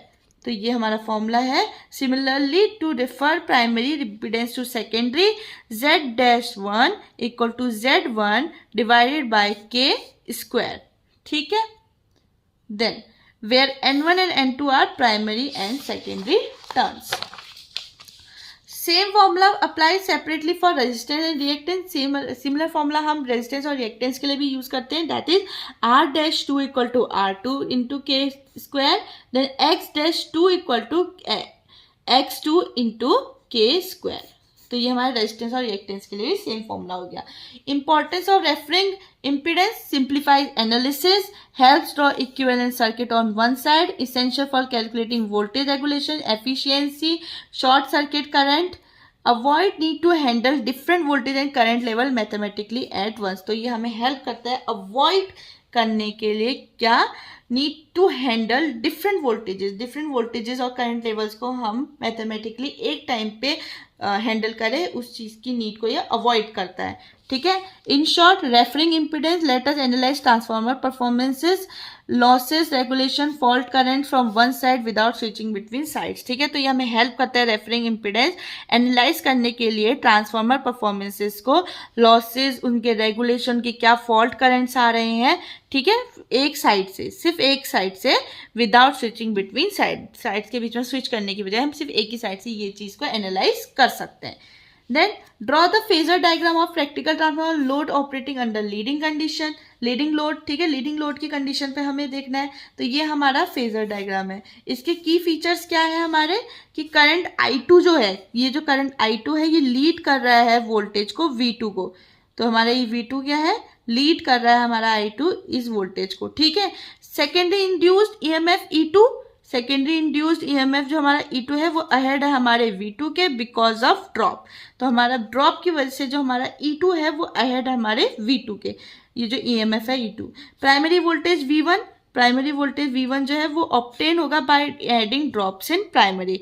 जब हमारे प्राइमरी में ड्रॉप्स ऐड होंगे तो हमें प्राइमरी वोल्टेज V1 ऑब्टेन हो जाएगा.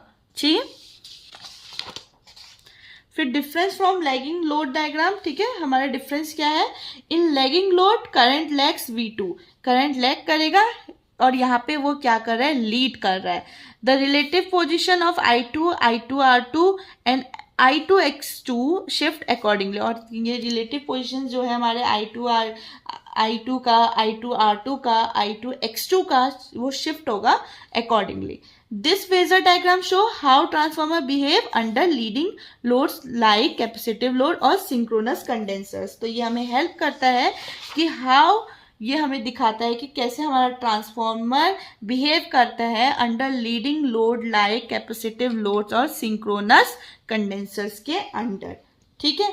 उसके बाद आता है हमारा draw the circuit diagram for conducting OC test on a single phase transformer, how no load parameter can be determine using this test. ठीक है. तो हमें सर्किट डायग्राम ड्रॉ करना है हमारे OC टेस्ट का, कैसे हम इसे कंडक्ट कराते हैं और कैसे नो लोड पैरामीटर इसको डिटरमिन करने में हेल्प करता है. ठीक है. उसके बाद आता है open OC test on single phase transformer. Purpose क्या होता है? To determine iron core losses. Then to calculate no load parameter, magnetizing and core loss component, current, no load power factor. ठीक है. तो ये हमारा OC टेस्ट का एक डायग्राम है, छोटा सा सर्किट डायग्राम है. ठीक है. How no load parameter are determined from OC test readings. voltmeter V1 applied voltage, ammeter I0 no load current, wattmeter W0 core loss और iron loss at rated voltage. we calculate, इससे हम क्या calculate करेंगे? no load power factor angle cos phi naught. ठीक है, no load power factor cos phi naught करेंगे, इसको कैसे करेंगे हम, cos phi naught equal to W naught upon में V1I0, ठीक है, ये हमारा फॉर्मूला है ये एंगल को निकालने का। Then core loss component IC equal to I0 cos phi naught, magnetizing component IM equal to I0 sin phi naught, ठीक है। ऑल्सो R0 इक्वल टू, अभी हमारे और भी चीजें होती है जैसे कि R0 इक्वल टू V1/IC, ये हमारा कोर लॉस रेजिस्टेंस निकालने के काम आएगा। उसके बाद X0 इक्वल टू V1/IM, ये हमारा मैग्नेटिक रिएक्टेंस हो गया, ठीक है। These are no load parameters of the transformer's equivalent circuit, ये हमारे क्या है, नो लोड पैरामीटर है, किसके, हमारे ट्रांसफॉर्मर इक्विवेलेंट सर्किट के। इन शॉर्ट ओसी टेस्ट जो है वो ट्रांसफॉर्मर एनर्जाइज्ड होता है तुम्हारे एलवी साइड ओपन पे, मेजर वोल्टेज पे, current power, calculate iron loss and no load equivalent circuit constant, ठीक है।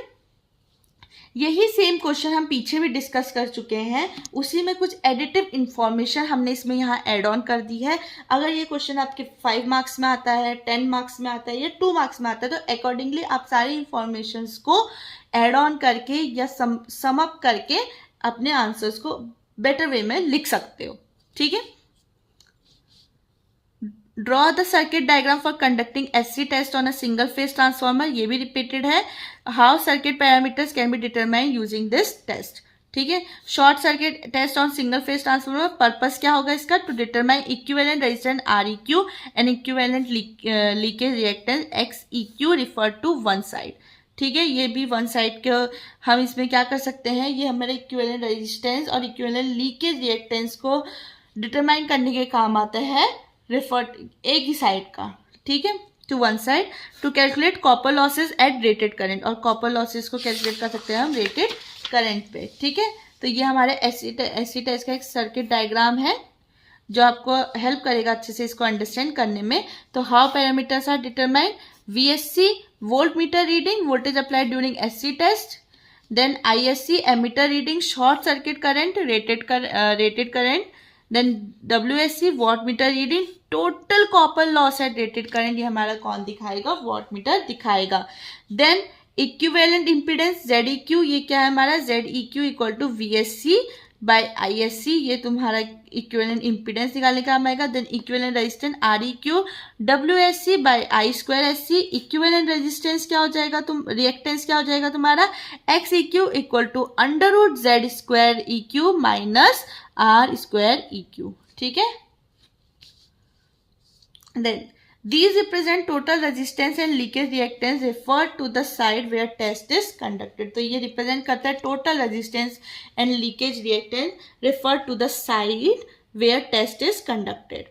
In short, SC test is performed by shorting LV side and applying low voltage on HV side to circulate rated current. तो SC test कैसे perform किया जाता है तुम्हारा, ये LV side को शॉर्ट करेगा, अप्लाई करेगा लो वोल्टेज HV साइड पे और सर्कुलेट करेगा रेटेड करंट, ठीक है। Measure copper losses and impedance parameter, और ये क्या होता है, कॉपर लॉसेस और इम्पीडेंस पैरामीटर को मेजर करने में हेल्प करेगा। 11,000 by 230 volt 150 kVA one phase 50 hertz transformer has core loss of 1.4 kilowatt, full load copper loss of 1.6 kilowatt, determine the efficiency at half full load 0.8 power factor lagging, यानी कि PF lagging, ठीक है। तो V1 हमें दिया है 11,000 volt, V2 हमारा 230 volt है, S हमारा 150 kVA है, P कोर हमारा 1.4 है, P फुल हमारा जो कॉपर लॉस है हमारा वो हमारा 1.6 किलोवाट है,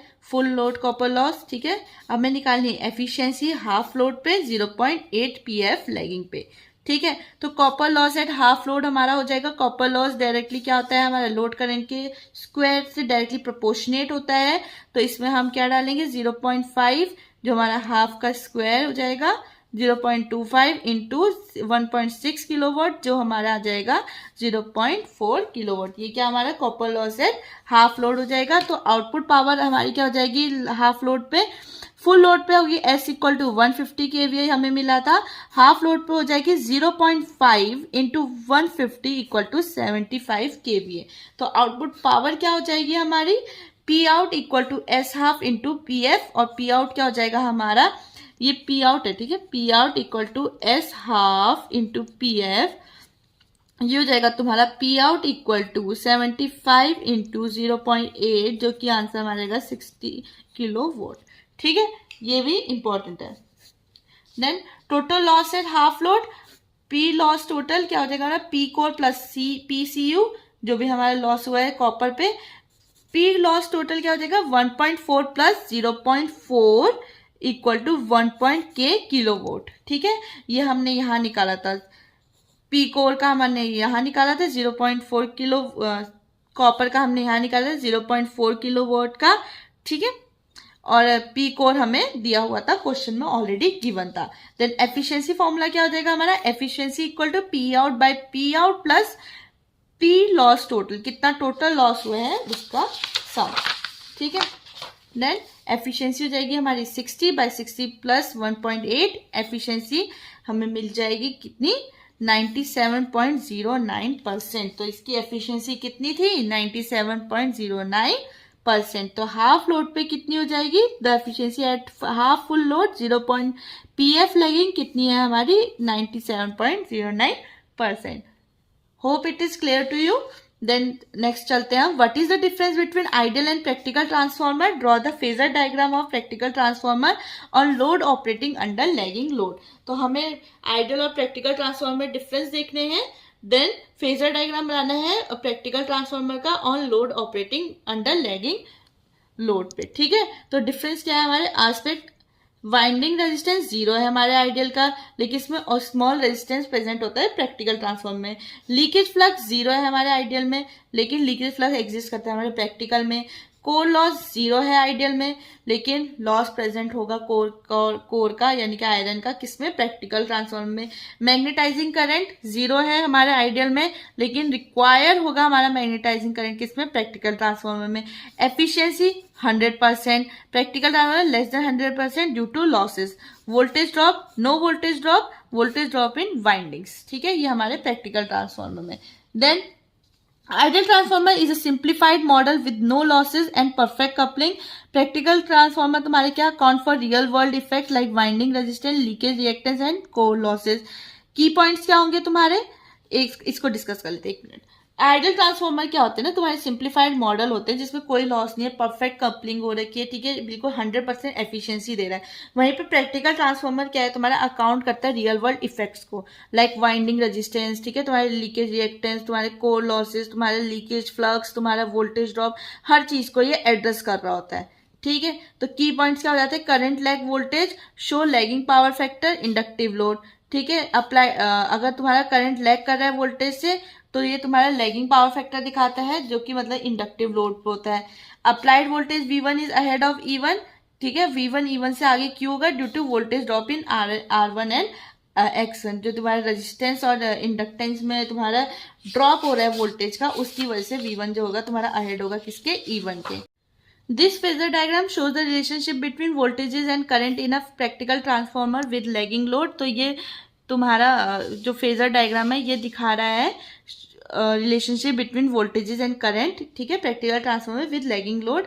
तो इसमें तुम्हारा जो आई है वो लैग कर रहा है तुम्हारे V से, और जो तुम्हारा E1 है वो तुम्हारा किसके पीछे है, V1 से। किसकी वजह से, तुम्हारे वोल्टेज ड्रॉप की वजह से। ठीक है, then explain voltage regulation and efficiency of a single phase transformer.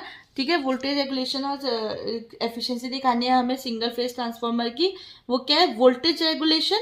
Voltage regulation test how much the secondary voltage drop when the transformer is loaded. ठीक है, वोल्टेज रेगुलेशन हमें बताता है कि सेकेंडरी वोल्टेज कितना ड्रॉप किया है हमारा जब ट्रांसफॉर्मर लोड किया गया। It is the percentage drop, percentage drop है हमारा वोल्टेज में from no load to full load, कितना परसेंट हमारा ड्रॉप हुआ है वो बताएगा हमारा voltage regulation with same power factor. Power factor क्या होगा हमारा, सेम रहेगा। ठीक है, तो ये हो जाएगा तुम्हारा E2 माइनस V2 अपॉन में V2 इंटू 100। ये तुम्हारा रेगुलेशन, वोल्टेज रेगुलेशन, ठीक है। E2 तुम्हारा सेकेंडरी वोल्टेज है at no load and V2 तुम्हारा सेकेंडरी वोल्टेज है तुम्हारा एट फुल लोड, ठीक है। उसके बाद आएगा गुड ट्रांसफर। गुड ट्रांसफॉर्मर क्या होता है, जिसमें लो वोल्टेज रेगुलेशन हो, means voltage doesn't drop much, ठीक है। वोल्टेज ड्रॉप हो रहा है पर इतना नहीं हो रहा है, ठीक है। एफिशिएंसी क्या होगी, efficiency is the ratio of output power to input power. Efficiency क्या हो जाएगी तुम्हारी, रेशियो हो जाएगी किस पे, आउटपुट पावर, ठीक है, तुम्हारी आउटपुट पावर और इनपुट पावर की, ठीक है, इंटू 100, ये तुम्हारी एफिशिएंसी। तो ट्रांसफॉर्मर एफिशिएंसी डिपेंड्स ऑन किस पे डिपेंड करते हैं, तुम्हारे कोर लॉसेज यानी कि कांस्टेंट होते हैं जो, और कॉपर लॉसेज जो इंक्रीज कर जाते हैं लोड के साथ, और ये तुम्हारे इंडिपेंडेंट होते हैं लोड के, ये तुम्हारे डिपेंडेंट होते हैं लोड के, ठीक है। कॉपर लॉसेज डिपेंडेंट होते हैं, कोर लॉसेज इंडिपेंडेंट होते हैं। Then efficiency is the highest when core loss equal to copper loss. तो एफिशिएंसी कब हमारी बिल्कुल हाईएस्ट होगी, जब हमारे कोर लॉस किसके इक्वल हो जाएंगे, कॉपर लॉस के।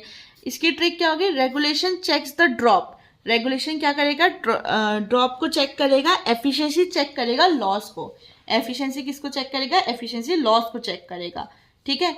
इन a no load test of a single phase transformer the following test data were obtained. Primary voltage 200 volt, secondary voltage 110 volt, primary current 0.5 A and input power 30 volt. Find turns ratio, magnetizing component of no load current, iron loss component of no load current and resistance of primary winding is 0.6 ohm.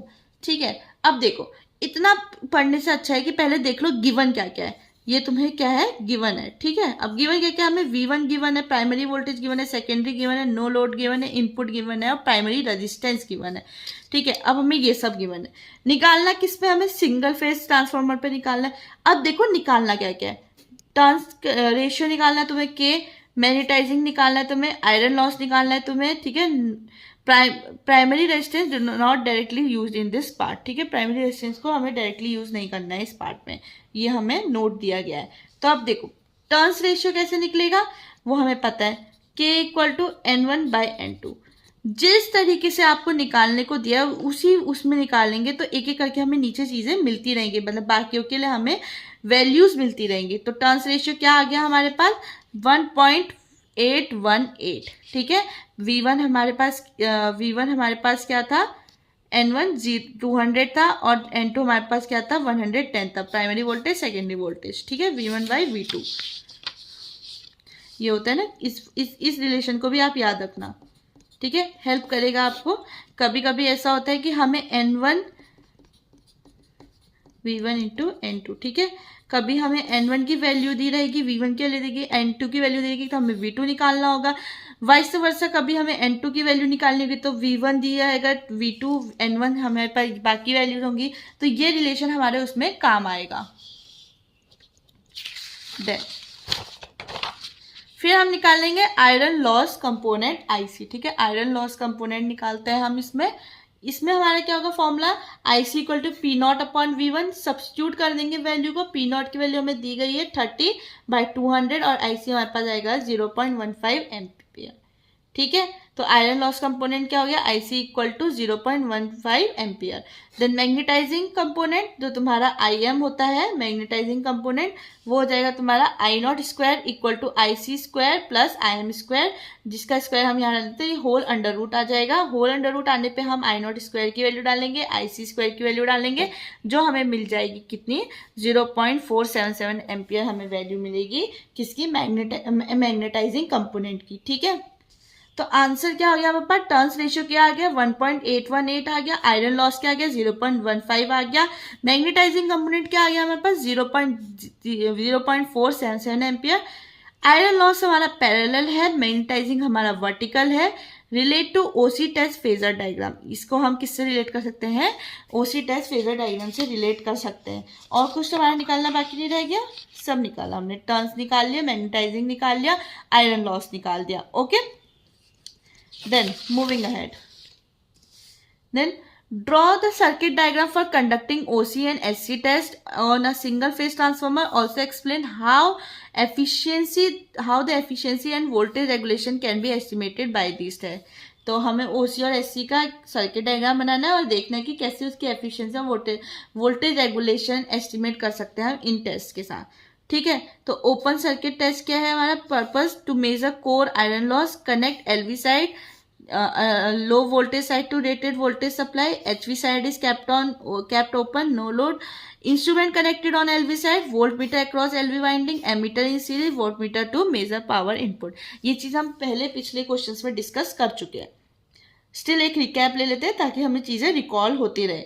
Short circuit SC test, purpose to measure copper winding losses, LV side is shorted with thick conductor, HV side is connected to low voltage just enough to circulate rated current. Okay, instrument connected on HV side, voltmeter across HV winding, ammeter in series.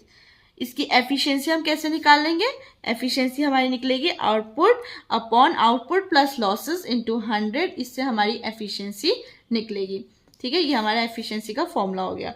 Where core loss equal to power measure during OC test since no load no copper loss. ठीक है, core loss क्या होगा हमारा? Power, जितनी power हम ओसी test के दौरान major करेंगे।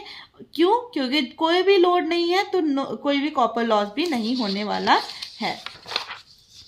Then copper loss equal to power measuring SC test since low voltage, तो नेग्लिजिबल कोर लॉस होगा। तो कॉपर लॉस क्या होगा हमारा? पावर जो हमारे एससी टेस्ट में मेजर की गई होगी।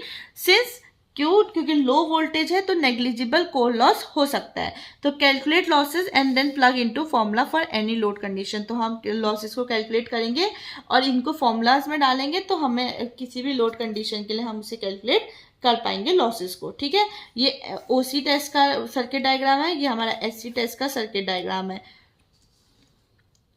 The efficiency end voltage regulation can be estimated by T state. तो एफिशिएंसी और वोल्टेज रेगुलेशन दोनों ही हम एस्टिमेट कर सकते हैं इन दो टेस्ट के साथ। तो वोल्टेज रेगुलेशन कैसे एस्टिमेट होगा? वोल्टेज रेगुलेशन हमारा E2 minus V2 by V2 into 100, ये हमारे वोल्टेज रेगुलेशन का फॉर्मूला हो गया। We calculate equivalent resistance and reactance, equivalent reactance from SC test reading. तो एससी टेस्ट रीडिंग के साथ हम इन्हें कैलकुलेट कर सकते हैं। तो ये हमें क्या मिलेगा? चेंज इन वोल्टेज, ठीक है, equal to I2 R equivalent cos 5 plus I2 X equivalent sin 5। ठीक है, and use it to find E2 no load voltage. तो E2 फाइंड करने के काम आएगा ये। This formula estimate regulation for different power factor. ये हमारे डिफरेंट पावर फैक्टर में फॉर्मूला यूज हो सकता है क्या? एस्टिमेट रेगुलेशंस के लिए। ठीक है, ट्रिक आप लोगों के लिए एक ट्रिक है इसमें। ओसी ओपन सेकेंडरी, एक ओपन सेकेंडरी है हमारा OC, measures iron loss. Open secondary हमारा क्या कर रहा है? आयरन लॉस को मेजर कर रहा है। एससी शॉर्ट सेकेंडरी, इसमें ओपन रखा था हमने, इसमें शॉर्ट कर दिया था हमने सेकेंडरी को। तो ये क्या हो गया हमारा? Measures copper loss. तो ये क्या मेजर कर रहा है हमारा? ये मेजर कर रहा है हमारा कॉपर लॉस। होपफुली अभी तक जितना हमने पढ़ा वो आपको क्लियर होगा, क्योंकि ये हमारा मे बी लास्ट क्वेश्चन है। या this is the last one. Okay, और ये न्यूमेरिकल है। A single phase 250 by 500 volt transformer gave the following result. OC test 250 volt, 1A 80 volt on LV side, SC test 2 volt 12 ampere 100 volt on HV side. तो हमें निकालना क्या क्या है? Magnetising current निकालना है, मैग्नेटाइजिंग ब्रांच इम्पीडेंस निकालना है, परसेंटेज वोल्ट रेगुलेशन निकालना है जो सप्लाई हो रहा है हमारा फुल लोड पे एट 0.8 pf लीडिंग है। ठीक है, इसमें हमें गिवन क्या क्या है? ट्रांसफॉर्मर गिवन है हमें 250 वोल्ट और 500 वोल्ट। ठीक है, ओसी टेस्ट हमारा ऑन एलवी साइड क्या है? V naught equal to 250 volt, I naught equal to 1 ampere, P naught equal to 80 volt. SC test में हमें एचवी साइड पे दिया हुआ है V S C equal to 20 volt, I S C equal to 12 PSC equal to 100 volt. तो calculate क्या करना है हमें? मैग्नेटाइजिंग करंट करना है, magnetizing branch impedance, voltage regulation है फुल लोड 0.8 pf लीडिंग। ठीक है, इसमें वैसे हमारे क्वेश्चन में ही सारी चीज़ें बहुत ज़्यादा क्लियर थी, बट स्टिल हमें आंसर लिखने का ये अप्रोच होता है कि आप पहले गिवन लिखो फिर आपको क्या निकालना है, ताकि क्लियर रहे कि आप कर क्या रहे हो अपने आंसर में आगे। तो हमें पहले क्या करना है? ओसी टेस्ट को कैलकुलेट करना पड़ेगा, जिसमें हम क्या निकालेंगे? मैग्नेटाइजिंग आयरन लॉस कंपोनेंट को, आयरन लॉस कंपोनेंट। तो आयरन लॉस कंपोनेंट्स क्या होंगे हमारे? आईसी, आईसी का क्या बताया था? IC equal to P naught upon में वी नॉट। तो तो पी नॉट हमें 80 दिया है, वी नॉट हमें 250 दिया है, तो हमें आंसर क्या मिल जाएगा, आयरन लॉस कंपोनेंट 0.32 एम्पियर। ठीक है, फिर मैग्नेटाइजिंग निकालेंगे हम, आई एम निकालेंगे। आई एम का भी यही होता है, I naught square equal to I C square plus I M square, जिसमें हम इस स्क्वायर को आर एच एस में डाल देंगे जो कि होल रूट में आ जाएगा। ठीक है, फिर हम वैल्यूज को पुट करेंगे, तो आई नॉट की वैल्यू हमें 1 है और आई की वैल्यू हमने अभी निकाली है जो कि हमारी 0.3222 स्क्वायर, इसका स्क्वायर करेंगे, फिर इसका होल अंडर रूट करेंगे, इसको वैल्यू को कैलकुलेट करेंगे तो 0.947 एम्पियर हमारी वैल्यू आएगी। ठीक है, उसके बाद आगे बढ़ते हैं मैग्नेटाइजिंग ब्रांच इंपिडेंसेस पे अगर हम पहुंचते हैं, उसके बाद मैग्नेटाइजिंग रिएक्टेंस देखते हैं पहले हम, XM equal to V naught upon में आई एम, और ये एक्सएम हमारा क्या है 250 हमें दिया हुआ है, और आई एम हमने अभी कैलकुलेट किया है वो हमारा आया था 0.947। ठीक है, 0.947 वो हमें निकाला था, और आंसर हमें क्या मिलेगा 263.9 ओम। ठीक है, 263.9 ओम। उसके बाद हमारा कोर लॉस रेजिस्टेंस क्या आएगा, आर सी इक्वल टू क्या है हमारा वी नॉट अपॉन में आई सी है, वी नॉट अपॉन में आई सी, तो हमारी वी नॉट की वैल्यू क्या है हमारे पास 250 है, आई सी की वैल्यू हम कैलकुलेट कर चुके हैं वो है हमारा 0.32, और आंसर हमें मिल जाएगा R C equal to 781.25 ohm. Okay, उसके बाद हम निकालेंगे एस सी टेस्ट कैलकुलेशन, जिसमें हम इक्विवेलेंट इम्पिडेंस निकालेंगे, जिसका फॉर्मूला होता है ZEQ, जिसका फॉर्मूला होता है ZEQ equal to VSC by ISC। Okay, तो ये हमारा आ जाएगा, VSC हमारे पास 20 है, ISC हमारे पास 12 है, तो आंसर हमें मिल जाएगा 1.6667 ओम। ठीक है, उसका इक्विवेलेंट रेजिस्टेंस निकालेंगे तो वो हो गया REQ equal to PSC by 1I square SC। ठीक है, जिसमें हमें PSC की वैल्यू है 100 और ISC की वैल्यू हमारे पास 12, इन दोनों का स्क्वायर खाली आई का स्क्वायर, इसमें हमें मिल जाएगा REQ इक्वल टू 0.694 ओम। ठीक है, फिर आएगा हमारा इक्विवेलेंट रेजिस्टेंस XEQ, इसमें हम क्या करेंगे XEQ का स्क्वायर इक्वल टू ZEQ का स्क्वायर प्लस माइनस REQ का स्क्वायर, इसमें हम क्या करेंगे इसको RHS की साइड डालेंगे तो होल रूट में बदल जाएगा। तो इसमें हमारे पास क्या है ZEQ का वैल्यू हमने अभी निकाला था वो था हमारे पास 1.6667, और हमारे पास REQ वैल्यू हमने निकाली अभी तो वो थी 0.694, और इन दोनों को हमने माइनस करा, इनके स्क्वायर को माइनस करा, इनके स्क्वायर को माइनस करके हमारे पास आया 2.2962, और हमारी वैल्यू क्या आई ZXEQ की वैल्यू क्या है हमारे पास 1.516 ओम।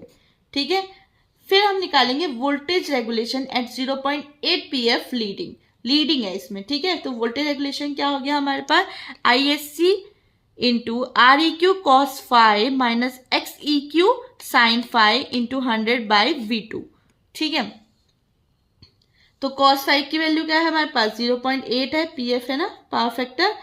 उसके बाद साइन फाई की वैल्यू हमारे पास क्या है माइनस 0.6, क्योंकि ये लीडिंग पे है तो माइनस होगा।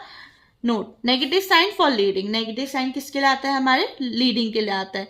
ठीक है, सब्स्टिट्यूट कर देंगे वैल्यूज को हम, तो 12, तो ये वैल्यू हमने सब्स्टिट्यूट कर दी, तुम्हारे ISC की वैल्यू 12 थी, तुम्हारे REQ की वैल्यू तुम्हारी 0.694 थी, तुम्हारे cos फाई की वैल्यू 0.8 थी, देन तुम्हारे XEQ की वैल्यू तुम्हारी 1.516 थी, एंड तुम्हारे साइन फाई की वैल्यू 0.6 है। तो और फिर V2 की वैल्यू हमने 500 पता है, एंड देन हमने इसको सब्स्टिट्यूट करी, वैल्यूज को कैलकुलेट करा, and then we got our answer that is 3.515%। ठीक है, वोल्टेज रेगुलेशन पॉजिटिव जाएगा हमारा अप्रोक्सीमेशन में हमने इसे 3.52 ले लिया है। ठीक है, 3.52% हमारा आंसर हो गया। ये हमारे फाइनल आंसर कि हमारा क्या क्या निकालना था, मैं IM निकालना था, IM हमारा 0.947 एम्पियर आया, XM हमारा 263.9 ओम आया, RC हमारा कोर लॉस रेजिस्टेंस 781.25 ओम आया है, देन हमारा voltage regulation positive 3.52% at 0.8 pf leading में आया है। ठीक है, so that's it for unit 4. Thank you very much for watching this video till and. Hopefully ये आपको एग्जाम में हेल्प करे और आप एग्जाम में अच्छे नंबर स्कोर कर सके। Thank you very much.